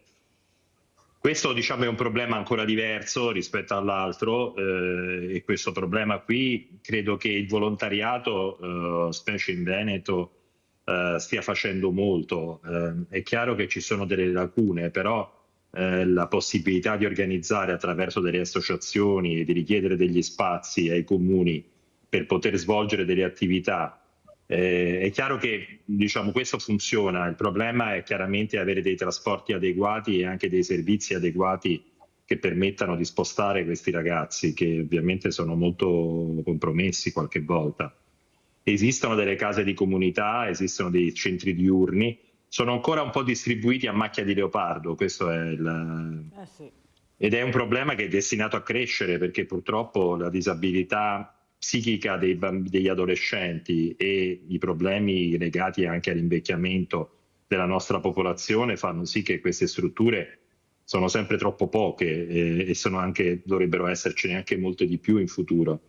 Infatti ho chiesto e poi appunto spero arrivi anche il Presidente della Regione Veneto, il nuovo Presidente Alberto Stefani, di cercare di sfruttare anche questi spazi all'interno di questi edifici ex ospedali vuoti, di fare questa riabilitazione dove almeno è un punto di riferimento per queste... Diciamo questa terapia occupazionale la chiamerei. Esatto, Cioè, bravo professore. Più che un altro, che è un aspetto diciamo diverso, ma è sempre riabilitativo, certo. Senta professor Antonini, per quanto riguarda l'ictus, ecco, se io veramente ricevo delle volte, chiedi come mai anche molti giovani, diversamente giovani, con questo problema dell'ictus, non sempre uno fuma, beve, ecco, cosa c'è, l'inquinamento, cosa sta succedendo, cosa rispondiamo? Credo che dipenda molto dal stress, cioè dal tipo di vita. Purtroppo oggi viviamo sempre, la nostra vita si tende a riempire costantemente, non c'è più un minuto libero per potersi rilassare, e trovare degli spazi per se stessi è molto importante. Purtroppo ho visto tante persone giovani che attraverso lavori anche molto complessi, spostamenti difficili, sono costretti a lavorare a lungo e hanno pochi momenti di pausa, e questo porta ovviamente ad ipertensione, l'alimentazione sbagliata, perché ovviamente cibi troppo ricchi di carboidrati portano a uno sbilancio anche alimentare che poi predispone alle malattie cardiovascolari e cerebrovascolari, appunto sia l'infarto del miocardio che l'ictus cerebrale hanno gli stessi meccanismi. Il diabete sta diventando una malattia ormai quasi endemica sul nostro territorio. Ci sono molte cose che dovremmo cambiare. Io penso che possiamo cambiarle se diciamo, poi entriamo nel settore un po' della medicina preventiva, cioè cercare di fare informazione, spiegare l'importanza dello stile di vita per ognuno di noi, e questo chiaramente ha un ruolo molto importante nel prevenire i problemi vascolari, sia cerebrali che cardiaci. Allora, ritorniamo al discorso dei 5.000 passi. Purtroppo, perché il tempo è tiranno, volevo farli sentire cosa ha detto la dottoressa Diva Simonetto, che ho avuto ospite proprio l'altro giorno, già medico ospedaliero, adesso in pensione da poco. Ecco, sentiamo cosa ha detto la dottoressa Diva Simonetto proprio per quanto riguarda i medici da trovare. Andiamo a sentire. Cosa vuole dire questa mancanza di medici in generale? Di specialisti in generale? Allora, gli specialisti mancano, ma soprattutto secondo me all'esterno ce ne sono, liberi professionisti, qua mi mangeranno tutti. Io sono convinta di una cosa, che come giustamente ha detto il professore Laibach, bisognerebbe mettere assieme le borse di studio con l'obbligo di queste persone di lavorare non solo e mi odieranno tutti, non solo nel Veneto, ma anche in strutture pubbliche. Cioè tu prendi la specialità, io ti do la specialità, ti pago per la specialità e poi lavori un certo tot di anni in ospedale con altri colleghi, impari e poi esci. E sarai una persona che conosce anche l'ambiente ospedaliero. In parte risolveremo anche la mancanza dei medici in ospedale, sarà odiata da tutti, però una preparazione ospedaliera dei medici quando escono, sia specializzati, pure specializzati, hanno pur passato 5 anni è vero, hanno ragione, però lavorare in una struttura pubblica per un po' di anni, secondo me, risolverebbe un mucchio di problemi, conoscerebbero l'ambiente, avrebbero un rapporto diverso. Sei nel pezzo tutti i giorni? E sei nel pezzo tutti i giorni. Questa è un'opinione di vecchio medico che crede ancora altamente nella sanità pubblica. Noi non possiamo lamentarci. In Veneto abbiamo ancora una buona sanità pubblica, legata molto spesso alla buona volontà di tutti quei medici che lavorano in ospedale e non sono più stupidi degli altri, anzi sono delle persone che lavorano per gli altri, quindi tanto di cappello alla sanità pubblica. Io adesso lavoro fuori, però, e non perché sono in pensione, ma dico la verità che in ospedale si lavora bene. E si impara anche molto. Si impara molto e hai rapporti con gli altri, impari non solo la tua materia, ma impari anche a comportarti con i colleghi. Allora, professor Antonini, mi dispiace che è caduto proprio sul momento che partiva la dottoressa Simonetto, non so se ha sentito tutto, se no glielo rimando. Sì, sì, ho sentito, scusate, ma vedevo appunto cosa andare ne all'ospedale. pensa, professore, di quello che ha detto? Allora, secondo me c'è un problema sicuramente, diciamo, legato anche un po' al cambiamento che è stato fatto nella formazione dei medici e in particolare al fatto che adesso anni fa il tirocinio è stato spostato nel periodo prima della laurea e quindi da un po' di anni ormai i medici non fanno pratica clinica in ospedale, perché quando uno deve laurearsi negli ultimi mesi e deve anche frequentare una struttura ospedaliera mentre si sta laureando e deve completare anche gli esami, è ovvio che tu i 3 mesi di tirocinio, anzi 2 mesi in ospedale, non sei neanche medico, non riesci neanche a toccare il malato e quindi non impari niente. Diciamo, questo cambiamento che è stato voluto per accelerare il percorso di introduzione dei medici sul territorio, secondo me ha creato delle persone che hanno molta poca esperienza, perché quando si laureano questi ragazzi, io sono anche direttore della scuola di specializzazione e ho 54 ragazzi specializzandi, le garantisco che molti di questi non hanno neanche mai visto un paziente nella loro vita quando arrivano, nonostante siano dei medici abilitati. Immaginiamoci se devono fare il medico di medicina generale, dove basta un corso di 6 mesi per diventare medico di medicina generale. Cioè, capisce che ormai questa corsa a dover produrre più medici in realtà non sta aumentando il numero di medici che lavorano nelle strutture pubbliche, aumenta solo il numero di medici che finiscono nelle strutture private a produrre, probabilmente a fare cose che non c'entrano niente con l'assistenza di cui stiamo parlando oggi. Obbligare questi medici a stare negli ospedali pubblici, a fare un tirocinio pubblico, sarebbe appunto l'ambizione, ma bisognerebbe tornare indietro su quella legge, farli laureare e obbligarli a fare almeno 3 mesi come era prima dentro gli ospedali pubblici. Professor Antonini, ma se questo serve, qualche volta bisognerà anche tornare indietro, si può sempre mica andare avanti. Ma io sono assolutamente d'accordo, guardi, questa quante volte l'ho detto, ma purtroppo invece qua l'andamento è a produrre persone che hanno solo il titolo di studio ma non hanno nessuna esperienza di malati o di aver visto persone malate. Quindi non possono neanche visitare autonomamente, perché non hanno mai fatto una visita medica, perché durante il corso di laurea non sei autorizzato a toccare il paziente, perché sei uno studente e ti lauri e sei già abilitato, ma come puoi essere abilitato se non hai mai potuto fare una visita? Allora, grazie professor Antonini, grazie anche perché ho capito che Diva Simonetto... Il problema comincia a monte come tutte le volte, bisognerebbe cambiare, di tornare indietro e dire guardate abbiamo sbagliato, dobbiamo fare dei tirocini dopo la laurea obbligatori in cui queste persone, come si faceva fino a 5-6 anni fa, i medici prima si laureano e poi fanno il tirocinio in ospedale. E questa è secondo me la cosa giusta da fare. Ecco, la ringrazio veramente, professor Antonini, per aver confermato quello che ha detto la dottoressa Diva Simonetto, che non ha 10 anni ma una vita all'ospedale come medico ospedaliero e perciò ha capito benissimo l'importanza di quello che ha detto. Sentiamo anche Graziella, cosa ne pensi? Tu hai lavorato in ospedale, hai sentito, i problemi sono tanti, cerchiamo anche di risolverli e se serve tornare indietro si torna indietro, se una cosa è sbagliata si cancella e se ne fa un'altra di giusto, si copia quella che era giusta. Prego Graziella. Esatto, sono convinta che è così che bisogna fare, anche perché si va avanti per tentativi ed errori, mica siamo perfetti e la nostra perfezione non ci può far che sbagliare qualche volta se pensiamo di essere davvero così. Vorrei riallacciarmi un attimo a quello che ha detto il professore prima. E terapia occupazionale, viene chiamata terapia occupazionale proprio per fare in modo che non ci sia un'inversione di rotta e quindi che non ci sia il verificarsi che queste persone, se tu non le mantieni a un livello di attività che è una palestra poi, perché di fatti è una palestra di vita, hanno un'involuzione molto rapida. E quindi il problema diventerebbe molto più complesso.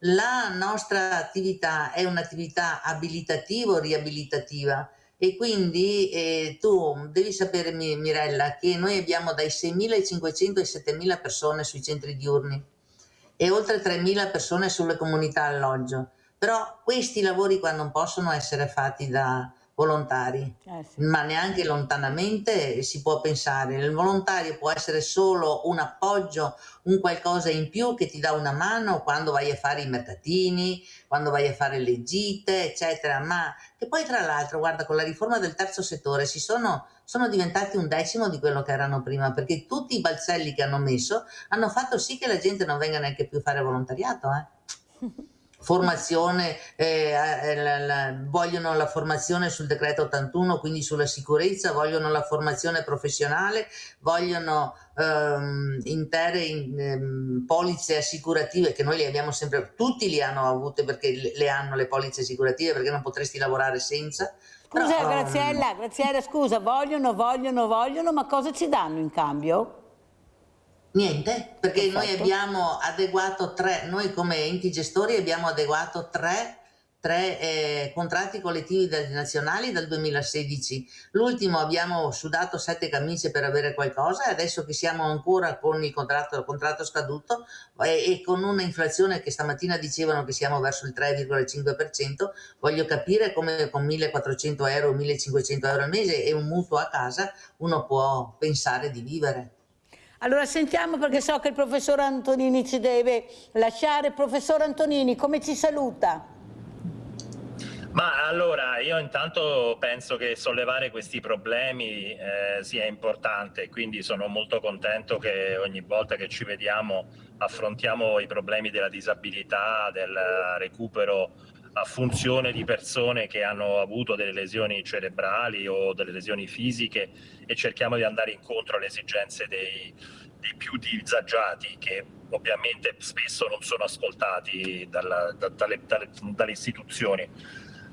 Diciamo che poi non sono molto ottimista, perché purtroppo, come dicevamo adesso, i soldi che il nostro sistema ha a disposizione sono limitati. Forse bisognerebbe insistere con le strutture, con chi decide, per allocarli diciamo meglio, e forse anche in modo più incisivo per quello che sono le esigenze dei cittadini. Cioè il nostro sistema sociale non è più quello di una volta, cioè che come era 20 anni o 30 anni fa. Sicuramente spendiamo troppo poco per l'assistenza pubblica, e credo che i paesi nord europei ci facciano capire che invece sia molto importante, perché poi non possiamo lamentarci se un giovane non ha figli e se non ci sono il numero di nascite è troppo basso. È chiaro che, come dicevamo ora, tu prendi una laurea breve, ma che comunque ti dà un lavoro, ma guadagni 1.200, 1.300, 1.400 euro al mese, ma come potrai mai prenderti un mutuo per una casa e farti una famiglia e avere dei figli, anche se sei in 2? È impossibile. E questa cosa, secondo me, i nostri politici la devono capire. E pensate che dei miei specializzanti in neurologia l'anno scorso 4 sono andati in Francia a lavorare, 4 su 12, perché fondamentalmente in Francia guadagni il doppio, un medico guadagna 9.000 euro al mese. Capisce che in Italia ne guadagni 2.500 quando vieni assunto. Cioè in Veneto produce, noi a Padova produciamo neurologi che poi vanno a lavorare altrove. Sì, appunto. Quindi tutto, e non impattano sulla sanità veneta. Questo non è solo la neurologia, è qualunque specialità. Vede, professore, capire finché che abbiamo bisogna trattenere le politici, persone professore giovani. Antonini, finché abbiamo politici che qua in trasmissione dicono che non è vero, che ci sono tutti questi ragazzi che vanno all'estero, capisce bene che proprio non ci siamo, o non ascoltano. Ma guardi, io posso dire che i medici, molti medici che si laureano a Padova vanno via da Padova, vanno all'estero, ed è una cosa documentatissima, è tracciata perfettamente. Come non vanno via? Già appunto. Sono pochi di natura, perché sono pochi ragazzi. Grazie, anche veramente. fisioterapisti, terapisti occupazionali. Grazie professor Angelo Antonini, neurologo, di essere stato con noi. Buon lavoro e sempre grazie della sua partecipazione. Grazie, buona giornata. Grazie professore. Allora andiamo a vedere invece questo bel video che ha portato Graziella Lazzari Peroni, questo video, I nostri talenti ANFAS. Andiamo a sentire.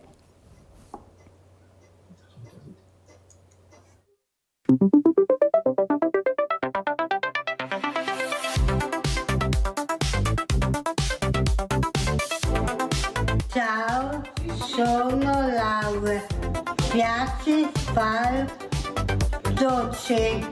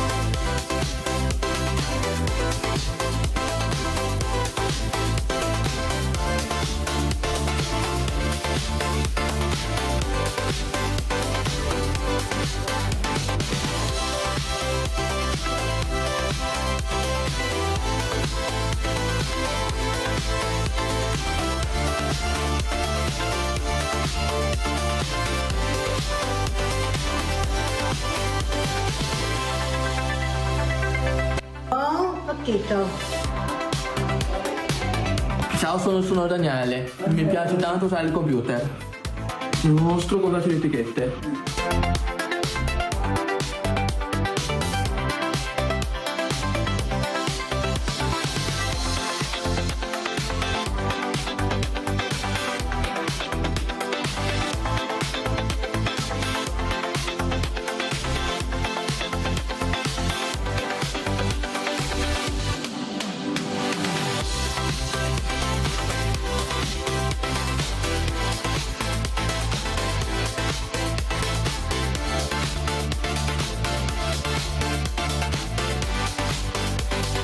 Ho scritto gli ingredienti, adesso scrivo il nome dei biscotti. Per dare l'etichetta ho insieme un'immagine.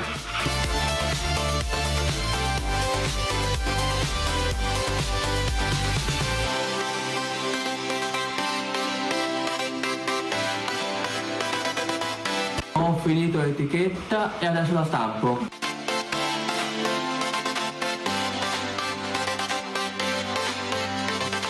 Ecco le nostre mascherine, sono buonissime.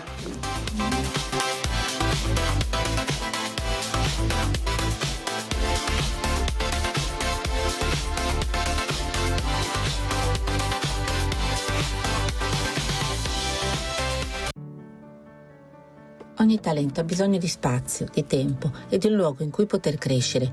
Nei gruppi appartamento ANFAS di Mestre, il laboratorio è proprio questo. Uno spazio di espressione, di apprendimento e di creatività condivisa. Qui i residenti sperimentano e creano, mettendo in gioco manualità, attenzione, precisione e collaborazione. In questo periodo si stanno specializzando nella realizzazione di piccoli svuotatasche in ceramica a freddo, utilizzano stampi in silicone, preparano con cura il materiale, lo versano negli stampi, attendono i tempi di asciugatura e rifiniscono ogni pezzo rendendolo unico. Accanto a questo prendono forma candele artigianali e saponi profumati. La cera viene sciolta, colorata e profumata, poi versata negli stampi, trasformandosi lentamente in oggetti che raccontano attenzione e pazienza. Grande importanza è data anche alle confezioni, pensate in modo creativo, curata nei dettagli, perché ogni oggetto possa diventare una bomboniera, un regalo per una ricorrenza o un pensiero speciale capace di trasmettere valore. Perché questo laboratorio non è solo produzione, ma relazione, crescita personale e dignità del fare. È così che ANFAS accompagna le persone a esprimere i propri talenti ogni giorno. Tanto sempre complimenti Graziella, lo sai che veramente apprezzo di più quello che fai e che fate con questa squadra meravigliosa che hai, ma soprattutto l'importanza di dare dignità anche con il lavoro a queste persone. Prego Graziella. Guarda, io domenica ho il battesimo dell'unica mia nipotina che ho e le bomboniere me le hanno fatte loro. Ecco, bellissimo. E passeremo la festa del battesimo della piccolina che si chiama Fedora. Che salutiamo, allora ben arrivata Fedora. Grazie, e la passeremo in comunità alloggio a Quarto d'Altino perché faranno loro il pranzo, insomma, quindi noi lo viviamo proprio giorno dopo giorno e facciamo un battesimo inclusivo, insomma. Quindi Guarda, Graziella, quello che ti devo dire è che tu sei una delle poche persone che ho incontrato nel mio percorso di volontaria dove la parola inclusione era sempre al primo posto. Ecco, lo devo dire anche a questa grande famiglia che ci sta guardando e ci sta ascoltando, perché veramente se c'è una donna che ha sempre messo al primo posto l'inclusione, questa si chiama Graziella Lazzari Peroni. Sta lottando ancora con le unghie e con i denti per avere i diritti, perché i doveri li fanno, il problema è i diritti che non vengono dati, soprattutto queste voci inascoltate e soprattutto capire l'importanza di queste creature, di queste persone e delle loro famiglie. Cosa vuoi dire, Graziella? Adesso è cambiata anche diciamo, la giunta regionale, come vedi la situazione? Non sono ancora partiti, Mirella, e quindi sinceramente non ti saprei dire non ti saprei dire come si lavorerà in futuro. Io spero bene, stanno costruendo la squadra, spero tanto che le cose vadano un po' meglio di quelle che... cioè un po' meglio, io vorrei che andassero bene, come ti ho detto i numeri che sono quelli che ti ho dato, ma si fanno diagnosi di autismo quasi, prima si facevano 7-8 diagnosi di autismo mensili, adesso se ne fanno sui 15. Cioè hanno raddoppiato, avremmo raddoppiato anche la capacità di farle, ma di fatto, Mirella, è una cosa particolarmente grave quella che stiamo vivendo in questo momento. Io spero che in Italia siamo sempre il fanalino di coda, è una frustrazione grandissima sentirci che siamo sempre il fanalino di coda, ma perché dobbiamo esserlo? Non lo so. Io credo che dobbiamo cominciare a lavorare, non cominciare, ma tornare a lavorare con passione, perché se lavoriamo con passione, con ogni probabilità il lavoro non ci pesa, potremmo lavorare anche per qualcosa in meno nella speranza di avere qualche riconoscimento in più man mano che c'è il nostro percorso lavorativo. Non possiamo avere persone quarantenni che sono ancora precari, non lo possiamo più permetterci e se dobbiamo lavorare, noi per esempio a Vicenza lunedì, martedì e mercoledì facciamo un convegno europeo sull'inclusione. ANFAS fa un convegno europeo sull'inclusione, quindi con la partecipazione degli stati europei proprio sulla disabilità e l'inclusione delle persone con disabilità. È un argomento che mi sta particolarmente a cuore. Manda la locandina alla sede di Vicenza, per cortesia. Manda la locandina alla sede di Vicenza di Media Nord-Est, che è importante che ce l'abbiano. Prego, prego. Va bene, molto volentieri. E ti dico, io sono diventata vecchia lavorando così, ormai mia figlia ha 37 anni e sono 37 anni che faccio assistenza a domicilio. Io non ho mai avuto un'ora di assistenza a domicilio, ma sinceramente non ho mai avuto neanche un'ora di logopedia, mi sono sempre arrangiata. Ma forse io ho la capacità di farlo, forse altri non hanno la capacità di farlo, o anche il potere economico di poterlo fare, ma noi dobbiamo arrivare a recuperare queste persone perché, ribadisco, è un investimento, non è una spesa. Esatto. Come si saluti, Graziella? Ormai il tempo è terminato, cosa vuoi dire? Un abbraccio a tutti, pensate che l'inclusione deve essere, è come i fiori, dobbiamo coltivarla. Bellissimo, bellissimo, grazie. Grazie veramente Graziella Lazzari Peroni, Presidente ANFAS Veneto e Mestre, di essere stata con noi. Ci sentiamo presto, Graziella, continuiamo a combattere perché le armi ce le abbiamo e dobbiamo combattere, non c'è niente da fare. Prima o poi ci riusciremo a fare qualcosa in più. Grazie, pubblicità.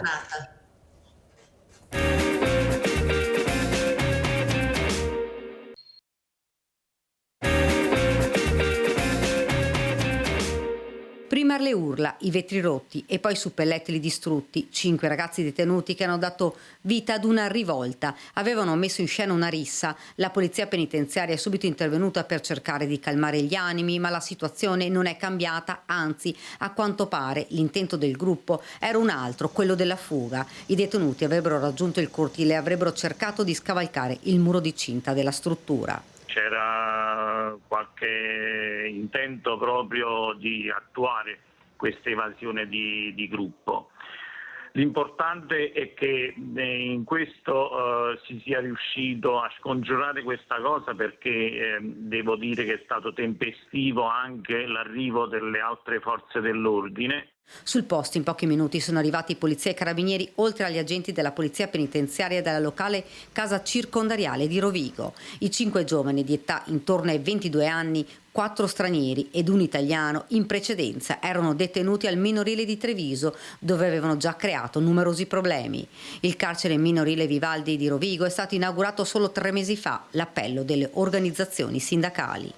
Stiamo parlando di una struttura nuova appena inaugurata e quindi bisogna profondere ogni sforzo, e questo è l'appello che lanciamo come organizzazione sindacale OSAP, affinché ci sia un rinforzo dell'organico, affinché possano essere adottati tutti gli accorgimenti necessari per l'ammodernamento dei sistemi di videosorveglianza e per soprattutto fare in modo che ci sia in ogni parte della giornata un livello di sicurezza alto che possa garantire l'incolumità, nella salvaguardia dell'incolumità di tutto il personale.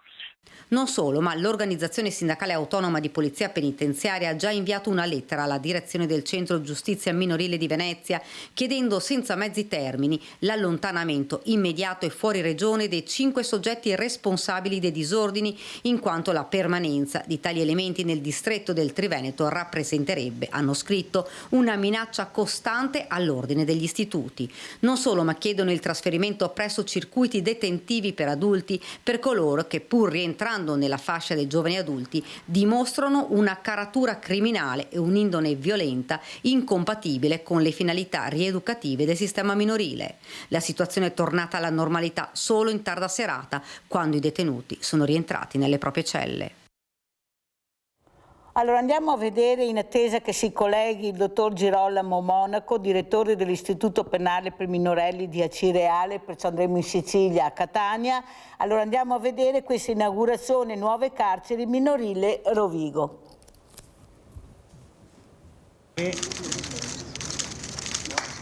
Stanze detentive, ma non solo. All'interno del nuovo istituto penitenziario per minori inaugurato a Rovigo anche spazi per la rieducazione, aule per lo studio e la formazione, laboratori creativi e una palestra. La struttura sarà operativa per la primavera, 7.000 metri quadri in uno spazio che si trova adiacente al tribunale, potrà ospitare 31 ragazzi. Quando entrerà in funzione vi lavoreranno 50 agenti di polizia penitenziaria, oltre ad un direttore, 10 figure tra professionisti del settore pedagogico, impiegati e funzionari amministrativi, un luogo dove la pena si coniuga con la rieducazione, ha sottolineato più volte il sottosegretario alla giustizia Andrea Ostellari, il terzo in Italia dopo quelli aperti all'Aquila e Lecce.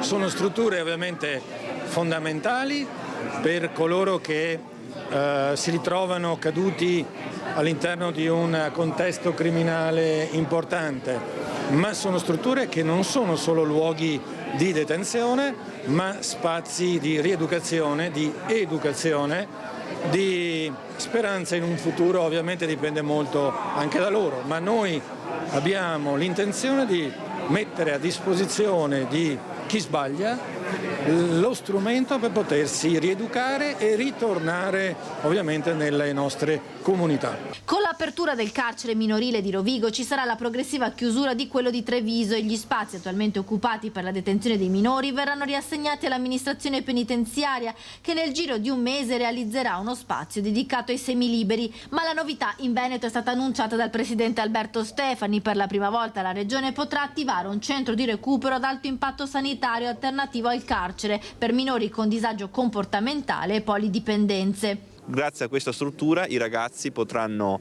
essere coinvolti già durante il periodo di custodia cautelare e ovviamente nella fase di esecuzione della pena. Oggi l'80% di questi soggetti non sono in strutture e ovviamente questo comporta anche una serie di problemi di sicurezza che tutti i giorni noi oggi vediamo. Per dare risposte servono soluzioni concrete. Il progetto, cofinanziato da Regione e Ministero della Giustizia, verrà realizzato in tempi brevi, circa 6 mesi. In queste settimane si stanno analizzando le possibili soluzioni e sarebbe stata individuata anche una struttura adatta.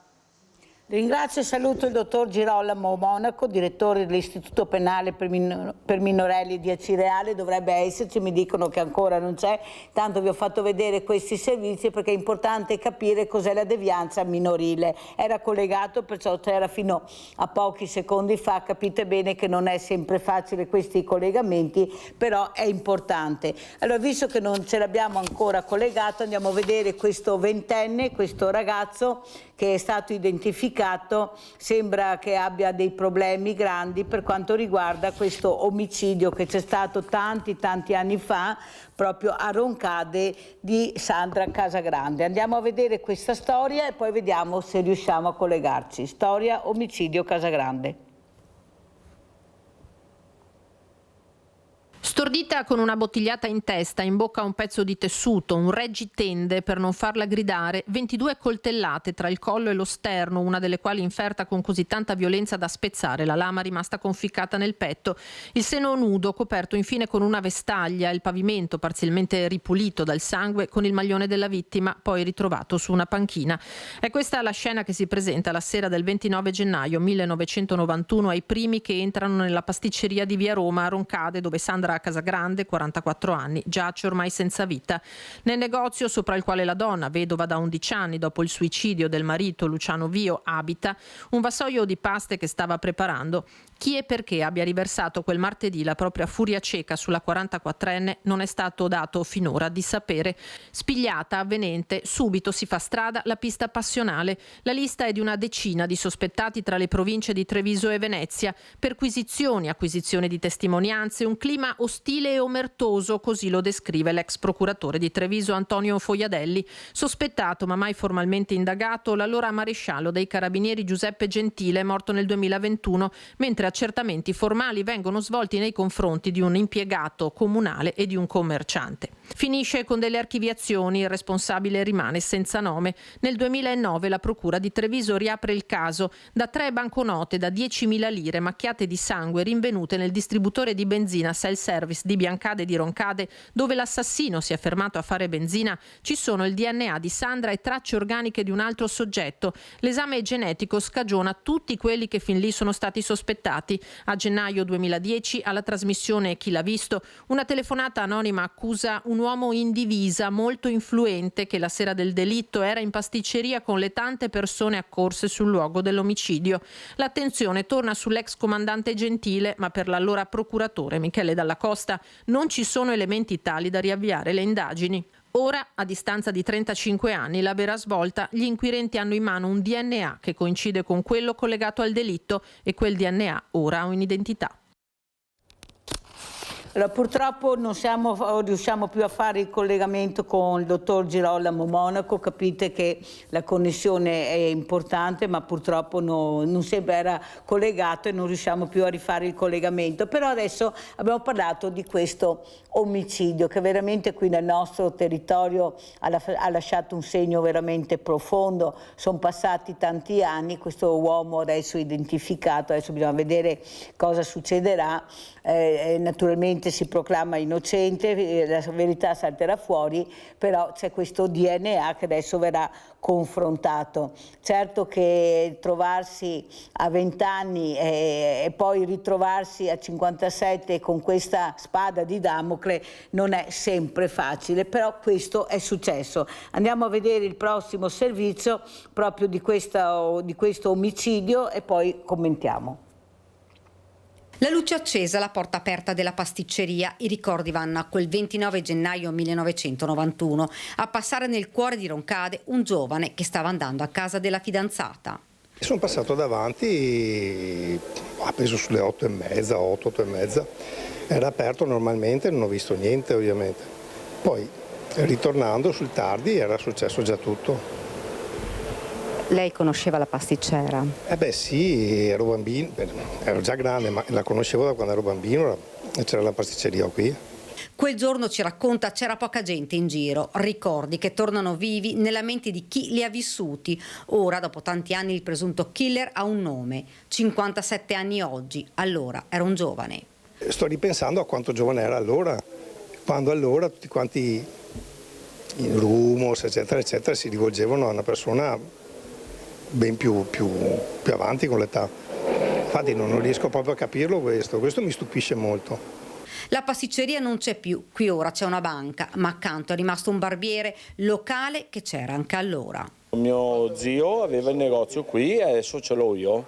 Cosa ti ricordi di quei giorni?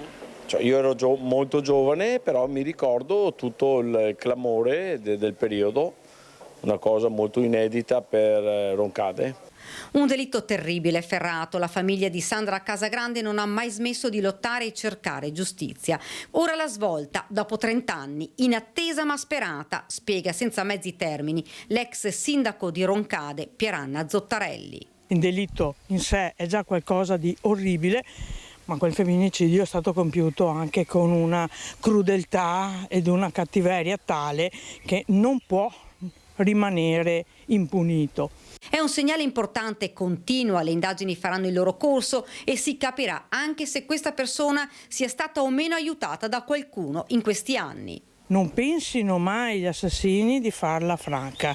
Non esiste il delitto perfetto, esiste il delitto per cui non si è potuto capire chi è stato o non si è potuto accertare o non si è potuto condannare, ma non esiste il delitto che possa passare impunito ed è giusto anche a distanza di tempo che chi l'ha compiuto venga assicurato alla giustizia. Ora si attendono gli ulteriori riscontri, ma questo è un passo decisivo verso una verità che in tanti attendevano. E dopo tanti anni mi auguro venga fatta piena luce su un delitto che ha sconvolto tutta la cittadinanza. Un profilo genetico a cui adesso è stato dato un nome per l'omicidio della 44enne Sandra Casagrande, assassinata la sera del 29 gennaio del 1991 all'interno della pasticceria Due Torri di Roncade. La Procura della Repubblica di Treviso ha iscritto nel registro degli indagati un 57enne originario di San Cipriano, Paolo Gorghetto, poco più che ventenne all'epoca dei fatti. A lui gli inquirenti sono arrivati non attraverso una delle tante piste seguite negli anni, ma grazie alla banca dati nazionale del DNA. Abbiamo identificato un soggetto il cui DNA corrisponde a quello repertato all'epoca dei fatti e sul quale la magistratura adesso ha chiaramente delegato degli approfondimenti investigativi e abbiamo provveduto a prelevare il suo DNA per fare un ulteriore confronto al RIS di Parma. Un ignoto che fino a pochi mesi fa non era neppure stato sfiorato dal lungo iter della vicenda, ma il cui profilo genetico è risultato compatibile con quello di un individuo sconosciuto, ricavato dalle tracce organiche repertate all'epoca all'interno della pasticceria e sulle banconote macchiate dal sangue di Sandra recuperate nel self-service di un distributore di benzina di Roncade, dove secondo gli investigatori l'assassino quella sera si era fermato a fare carburante. Profilo finito appunto nella banca dati, dove poco tempo fa è stato inserito anche quello di Gorghetto. Recentemente questo profilo ha matchato con quello del soggetto che era stato arrestato per un altro delitto. Da lì le indagini serrate condotte dal nucleo investigativo dei Carabinieri di concerto con l'aliquota della sezione di PG della Procura trevigiana. L'ipotesi è che quella sera il killer abbia visto la porta aperta, la luce accesa in pasticceria, sia entrato. Cosa volesse non è chiaro, ci sia stato un litigio e il violento epilogo. Niente telecamere all'epoca della morte della Casagrande, niente celle telefoniche, nessun collegamento diretto tra vittima e indagato, che tuttavia compie un reato, nulla di altrettanto grave, ma viene arrestato e il suo DNA schedato. L'incrocio dei dati porta improvvisamente a lui. Di fronte agli inquirenti che gli hanno chiesto conto del fatto, si è avvalso della facoltà di non rispondere. Al RIS è affidato il compito di una seconda, approfondita verifica del DNA, ma già ora gli inquirenti parlano di svolta importantissima, consentita dalle moderne tecniche di indagine genetica. Pensate l'importanza della tecnologia, a distanza di tanti anni, se c'è la traccia la trovano. Adesso bisogna vedere cosa dirà questa traccia, ma il DNA è fondamentale, da là non si scappa. Il problema è ritrovarti a 56 anni con questa veramente condanna, perché ormai quello è quello che si sente, che è vera o non è vera, nome e cognome su tutti i giornali, telegiornali, informazione, e la verità. Abbiamo sentito cosa sta succedendo a Garlasco, abbiamo sentito che veramente la verità dagli addetti ai lavori ha sempre un punto di domanda, ma noi ci domandiamo, ma dov'è la verità? La legge è uguale per tutti o la legge è uguale per qualcuno? Hai tanti soldi, vai avanti con i processi, da colpevoli puoi diventare anche innocenti, da prove può essere che quelle prove a un certo punto non valgono più perché ci sono altre che scagionano quello, prima sei condannato, dopo sei sciolto o sei prosciolto. Io veramente, io non so voi a casa, ma veramente ci lasciano esterrefatti. Certo che quello che invece salta agli occhi è l'importanza della tecnologia, ma vi rendete conto? A distanza di tanti anni, se tu hai secretato le prove, ci sono, la tecnologia riesce a individuare il DNA che qualcuno lascia, magari proprio senza minimamente sapere. Avete sentito queste banconote nel distributore con questo sangue che dopo, a distanza di tanti anni, prima si parlava di grande tecnologia all'interno delle aziende sanitarie, ma guardate anche le forze dell'ordine, ecco cosa hanno in mano, e poi non parliamo poi dell'intelligenza artificiale di quello che succederà. Adesso vedremo come andranno avanti le indagini, cosa riusciranno a far emergere, se veramente ci sarà questo colpevole che ha già nome e cognome su tutti i giornali, il nome c'è, adesso bisogna vedere, lui dice mi difenderò, non sono colpevole, non ha risposto, noi continueremo a seguire questo caso che vi posso assicurare che qui da noi ha fatto veramente tanto scalpore. Allora andiamo a vedere, visto che veramente avevamo parlato di lavori di socialmente utili, andiamo a vedere questi lavori utili, andiamo a vedere a Vicenza il comandante dei Vigili del Fuoco, andiamo a sentire.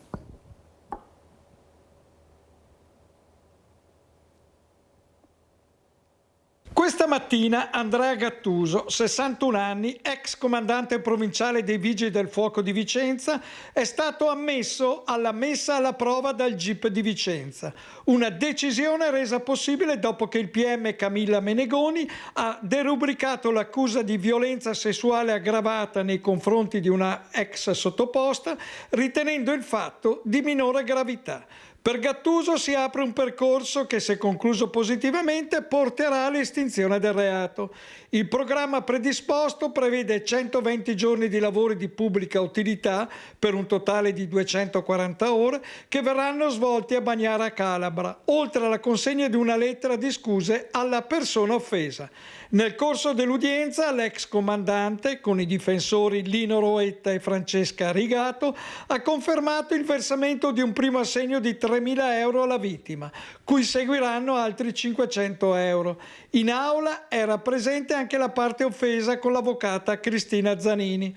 La legale, nella precedente udienza, aveva evidenziato la contraddizione tra l'attuale imputazione e le precedenti richieste avanzate dalla Procura, che un anno fa aveva sollecitato il braccialetto elettronico per l'ex comandante Gattuso, il divieto di avvicinamento alla vittima e contestato l'aggravante dell'abuso di autorità.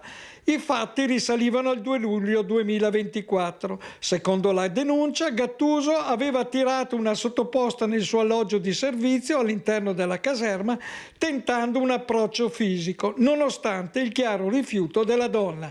L'ex comandante ha sempre respinto ogni accusa. Avete capito quante persone riguarda questa nuova paura, la fragilità, che non la troviamo solo nei minori, la troviamo anche su persone adulte che ricoprono anche dei ruoli molto importanti, ed è veramente un problema perché questa fragilità la tocchiamo con mano tutti i giorni. Guardate che sta diventando veramente un problema, persone insospettabili che fanno di quegli atti veramente incredibili, degli atti criminali che non si possono neanche pensare. Andiamo a vedere, andiamo a Udine, questo servizio anziani sequestrati a Tolmezzo. Andiamo a sentire. Siamo rimasti tutti un po' a bocca aperta davanti a questa notizia. Tolmezzo non è abitudinaria, ho fatto un po' una valutazione degli ultimi 10 anni di eventi di questo tipo. Questo è il primo racconto del sindaco Roberto Vicentini, che abita a 200 metri dall'episodio avvenuto sabato sera intorno alle 23. Siamo quasi in pieno centro a Tolmezzo, eppure i ladri hanno operato indisturbati. Erano da poco passate le 23 di sabato 16 maggio, una serata tranquilla come da costume tipico carnico, una villetta a 2 piani in via Val del Lago, non distante dalla ex caserma Cantore e dal centro di Tolmezzo. Marito e moglie vanno a dormire tranquilli, poi un rumore strano proviene dal piano inferiore, insospettisce l'uomo. Scende e pochi passi dopo l'incontro con 2, forse 3 persone sconosciute. Nemmeno il tempo di gridare che viene immobilizzato da uno dei malviventi, legato e imbavagliato, stessa sorte alla sua consorte, ma per fortuna senza inaudita violenza. Una volta asportato quanto cercano, i ladri si danno alla fuga senza lasciare traccia. L'uomo, riuscito a slegarsi, cellulare alla mano, allerta i carabinieri tramite il numero unico di emergenza 112. Il resto è cronaca di un nuovo blitz all'interno delle villette, stesso metodo utilizzato in altri raid effettuati negli ultimi mesi a Udine e nella sua provincia, che allarma i cittadini violati nella loro proprietà privata. Tolmezzo è tutto circondato dalle telecamere, dalle vie di uscita, agli ingressi, al centro storico. Non è che puoi metterle ovunque, questo è un dato di fatto, poi ci sono un iter autorizzativo per poterle mettere. Certo che questo episodio ci metterà nelle condizioni anche di fare un'eventuale valutazione sul potenziamento sulla rete viaria che circonda Tolmezzo. Secondo lei la sensazione, c'è sicurezza? No, zero sicurezza purtroppo, non c'è sicurezza, non siamo più l'isola felice che eravamo. Ho saputo ieri, per cui ho saputo anche dopo tanti giorni, per cui un po' di tristezza, ecco. Insomma, ci sentiamo abbastanza sicuri, non ho mai sentito di cose del genere. Sì, che io a casa mia avevo una villetta, ma sì, mai successe cose del genere, mi meraviglio. Insomma, però sì, Tolmezzo, insomma, si vive abbastanza bene, tranquilli, sicuri, ecco, questo è il mio parere. E purtroppo invece sta accadendo anche nei paesi insospettabili, come avete sentito, mai è successo niente.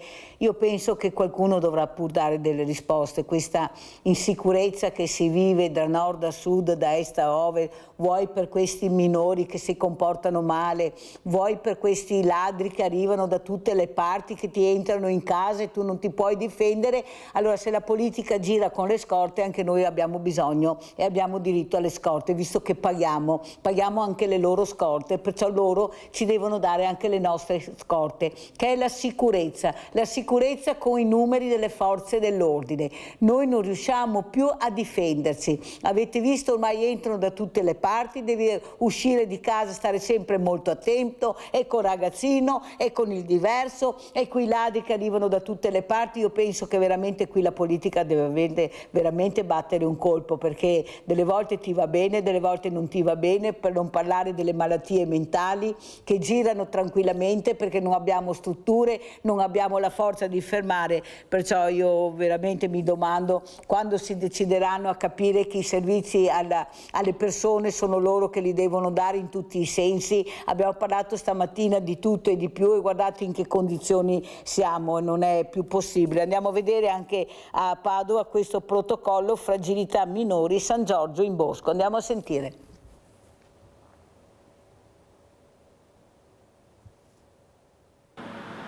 Trasformare le fragilità in risorse, evitare che diventino motivo di esclusione o di disagio sociale. Su queste basi nasce il protocollo sottoscritto nel comune di San Giorgio in Bosco tra le varie agenzie educative, mirato proprio ai cittadini più giovani.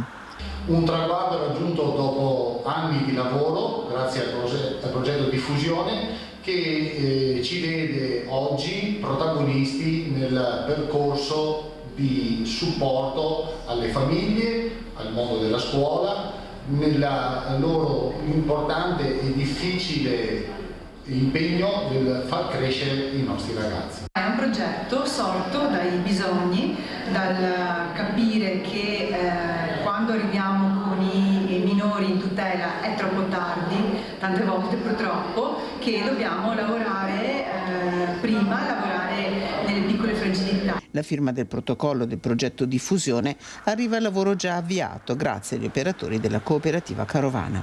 Questo strumento permette a questi enti di lavorare in modo sinergico in un'ottica anche di ottimizzazione delle risorse, in un'ottica anche di sincronia tra i tempi nei quali emergono i bisogni e i tempi nei quali le risposte possono essere erogate. La firma di questo protocollo è un esempio di rete, di integrazione e di uno strumento ulteriore che abbiamo come amministrazione per ridurre la frammentarietà dei servizi e del processo di aiuto tra le varie istituzioni che accolgono i ragazzi e le famiglie. Abbiamo Maurizio da Conselve. Ciao Maurizio. Ciao Mirella e buongiorno ai tuoi ospiti. Allora, poco fa si parlava di sicurezza nelle varie città. Io ho visto il servizio lì a Tolmezzo. Tu pensa, Mirella, che nell'87, quando io ho fatto il militare, andavamo lì a Tolmezzo, proprio sulle montagne, a fare le operazioni, le esercitazioni per la guerra. Ecco. E diciamo che è una bellissima città. Comunque, chiusa la parentesi, ti sto dicendo che qua ormai siamo depredati da tutti quanti, cioè da tutti ormai veniamo depredati da qualsiasi tipo di persona che è nel nostro territorio. Ecco, cosa voglio dire questo? Voglio dire che praticamente chi ha un negozio, chi ha una casa di sua proprietà, eccetera, ecco, purtroppo ci si aspetta da un momento all'altro queste persone, questi personaggi strani che vengono qua a depredare la casa, a depredare il negozio e quant'altro. Già, Mirella, apro le virgolette, siamo depredati dallo Stato fra tasse, questo e quell'altro. Ecco, oltretutto, naturalmente cornuti e mazziati, siamo oltre depredati anche dai ladri e da tanti altri soggetti. Ecco, allora, la sicurezza deve partire proprio, dai sindaci, deve partire dall'ordine praticamente dello Stato, perché è lo Stato quello che deve tutelare i cittadini italiani, ok? Ecco. Il discorso è che purtroppo ci sono persone, siamo arrivati a un punto che siamo esasperati, mi ci metto di mezzo anch'io, perché uno in casa mia, io reagisco, Mirella, non mi interessa come, io sono grande e grosso, io riesco a difendermi, andrò in ospedale, ma quello che viene dentro non so che fine farà, te lo dico io, ecco, perché è ora di finirla con queste cose che uno non può difendersi in casa mia non mi posso difendere. Ma chi è che ha detto sta cosa? Chi è che l'ha detta? Dopo si vedrà, ma io casa mia la difendo a spada tratta, ecco, con qualsiasi tipo di cosa, ecco, perché non è giusto, cioè sta passando un messaggio che il cittadino non si può difendere, ecco, io in casa mia mi difendo e mi difenderò, se dovesse succedere, mi auguro che non succeda mai, se dovesse succedere io sono già pronto a difendermi. Non c'è nessun problema. Ecco, attendo vostre risposte augurandovi una buona giornata. Allora ti ringrazio Maurizio perché questa paura sta dilagando. Pensate che ieri ho visto su un'entrata di un'abitazione sul cancello c'era un cartello con scritto che c'era il cane e poi c'era una pistola dove era scritto non devi aver paura del cane.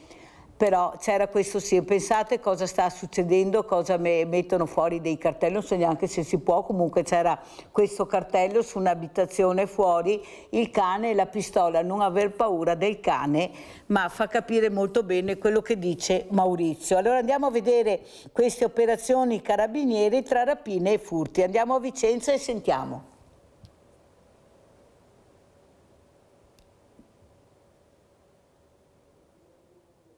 14 mesi di indagini serrate dei carabinieri hanno permesso di individuare 8 persone, 4 arrestate e 4 denunciate, coinvolte in almeno 2 episodi criminosi avvenuti nel Vicentino. Il primo è la rapina in villa a Malo del 12 marzo 2025 ai danni di 2 coniugi, legati mani e piedi coi fili del telefono e lacci da scarpe, minacciati, lei con la lama di un bisturi, lui con getti di acqua gelata. Il bottino fu di 50.000 euro in denaro e gioielli. E nei giorni successivi l'indagine ha consentito di ricostruire un altro episodio in cui parte di questi indagati, unitamente ad altri che sono stati solo denunciati e non sono stati arrestati in questa occasione, avevano addirittura violato i sigilli di una villa nella quale erano stati trovati qualche giorno prima 2 coniugi morti mummificati, e per questa ragione era stata posta sotto sequestro. Si trattava di Marco Stefenoni e Maria Teresa Nizzola, i cui cadaveri erano stati trovati proprio in quei giorni di marzo. Gli arrestati, tutti membri di famiglie di origine Sinti, 3 italiani e un balcanico fra i 30 e i 38 anni, sono stati arrestati nelle loro dimore, abitazioni private e un campo rom, e sono in carcere tra Pisa e Vicenza. Al San Pio X c'è un uomo di Torre Belvicino che per i 2 casi al centro delle indagini ha avuto un ruolo ben preciso. Il soggetto indagato della provincia di Vicenza è ritenuto essere il basista che ha fornito supporto logistico e quindi anche un supporto nell'individuazione delle vittime che poi sono state effettivamente rapinate in maniera particolarmente violenta e aggressiva. La vasta operazione dei carabinieri, coordinati dalla Procura di Vicenza, ha impegnato più di 100 agenti, coinvolgendo anche reparti speciali e unità cinofile. La banda era molto ben organizzata. In questo caso abbiamo accertato che da fuori provincia arrivano con alcune macchine veloci, poi hanno rubato delle targhe, sostituiscono la targa per cercare di non essere visti né presi e poi vanno via.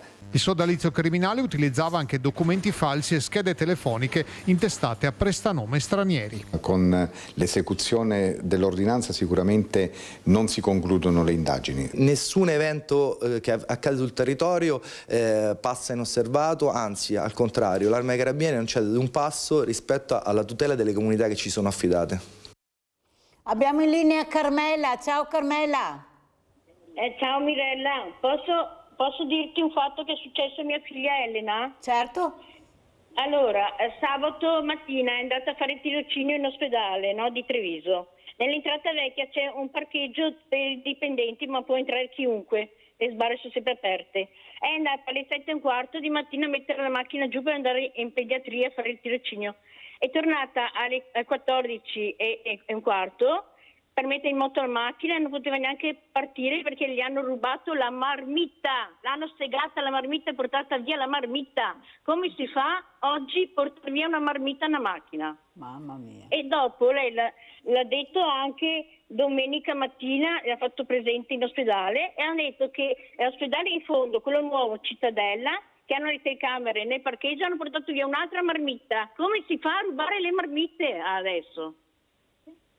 Guarda Carmela, ti ringrazio perché sono informazioni importanti a chi di dovere devono arrivare.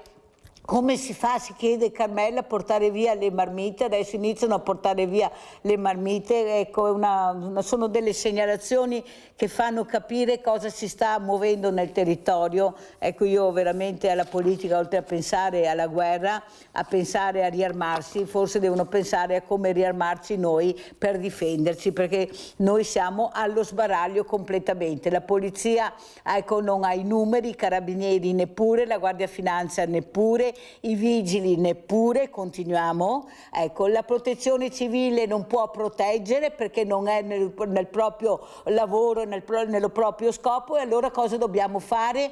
Ecco, i soldati non possono fare questo, abbiamo le caserme, ma loro non possono neppure fare le ronde, allora io dico ai politici datevi una mossa perché ne abbiamo le scatole piene, no piene, strapiene di vivere con la paura in queste condizioni. Io non so più cosa veramente dire, perché veramente sono loro che devono decidere, a veramente non a parlare questi fiumi di parole, noi vogliamo i fatti, vogliamo protezione.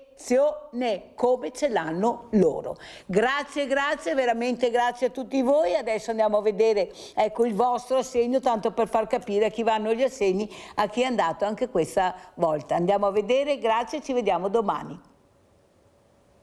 Ciao grande famiglia di Rete Veneta. Oggi siamo nella prima periferia di Treviso e siamo un po' in incognito perché vogliamo mantenere un po' di privacy per questa donna, ma soprattutto per questa mamma. Eccola qua, ciao. Questa è Angie. Angie ha 2 ragazzi, un ragazzo e una bambina, che salutiamo, però Angie è da sola nel vero senso della parola, e lavoro non ce n'è. E cioè tirare su la famiglia non è semplice con 2 figli. Allora lei mi ha chiamato, ha detto: Mirella, io non so più da che parte girarmi, bollette, affitti, bambini a scuola, spostarsi, come faccio? Ha detto. Allora Angie, cosa è successo nella tua vita? Tu avevi un marito, hai avuto 2 figli, poi ti sei separata perché lui era un violento, bisogna dirlo, e lei ha preso i suoi bambini e se n'è andata. Però cosa succede? Se uno non lavora non riesce a mantenersi. Sì. Allora cosa vuoi dire? Niente, io faccio il possibile per gestire tutti e 2 perché non è semplice. Fino adesso sono sempre stati, ho trovato sempre lavori precari, diciamo, non un lavoro fisso. E nel momento che i lavori precari non è che riesci mai a gestire il tutto, tutte le spese. Anche perché il problema più grande è che lui non versa gli alimenti. Perciò Nonostante sollecitazioni, tutto?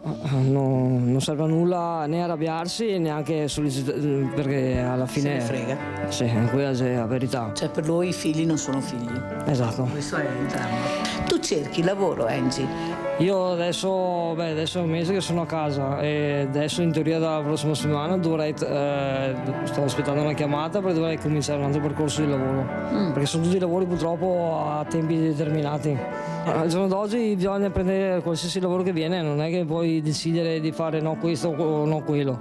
Parliamo come mamma. Cosa vuol dire per una mamma alzarsi e sapere che la giornata sarà difficile in quanto non ci sono i soldi per sbarcare l'orario? Perché questo è quello che succede. Bisogna cercare sempre, davanti a loro bisogna avere sempre il sorriso, i problemi devi tenerli lì per te. E fare il possibile nel piccolo, ma cercare di fare il possibile, sono loro la mia priorità. Perché è una mamma molto severa, lei non lo dice ma io lo so, è severissima, anche troppo per i miei gusti, e se lo dice la Mirella, però lei non lascia perdere niente. Perché questa rigidezza così con i tuoi figli? Perché e come ti ascoltano sti ragazzi? Hai paura di qualcosa, Angie? Quando sei da solo e devi fare sia la parte della mamma, diciamo che è la parte del papà, cioè loro non hanno un papà, perciò io devo fare sia una parte che l'altra. E ovviamente quando, essendo che uno ha 16 anni e l'altro ne ha 8, quello di 16 anni devi gestirlo in maniera diversa perché adesso sta affrontando le superiori, perciò vive su un mondo grande e pericoli ce ne sono e bisogna saperli anche gestirli e soprattutto insegnarli a affrontarli. Sentite, lei è proprio brava e per questo noi abbiamo deciso di aiutarti. Ecco qua Angie, l'assegno soprattutto per i tuoi ragazzi. Grazie. Ecco qua, e spero che ti porti fortuna perché te lo meriti e tu sai che hai la grande famiglia però che ti protegge, non avere problemi, sai che io ci sono, mi chiami, qualsiasi cosa noi arriviamo. Cosa vuoi dire alla grande famiglia, Angie? Ringrazio tutte le persone che versano dei soldi per sostenere appunto questa situazione.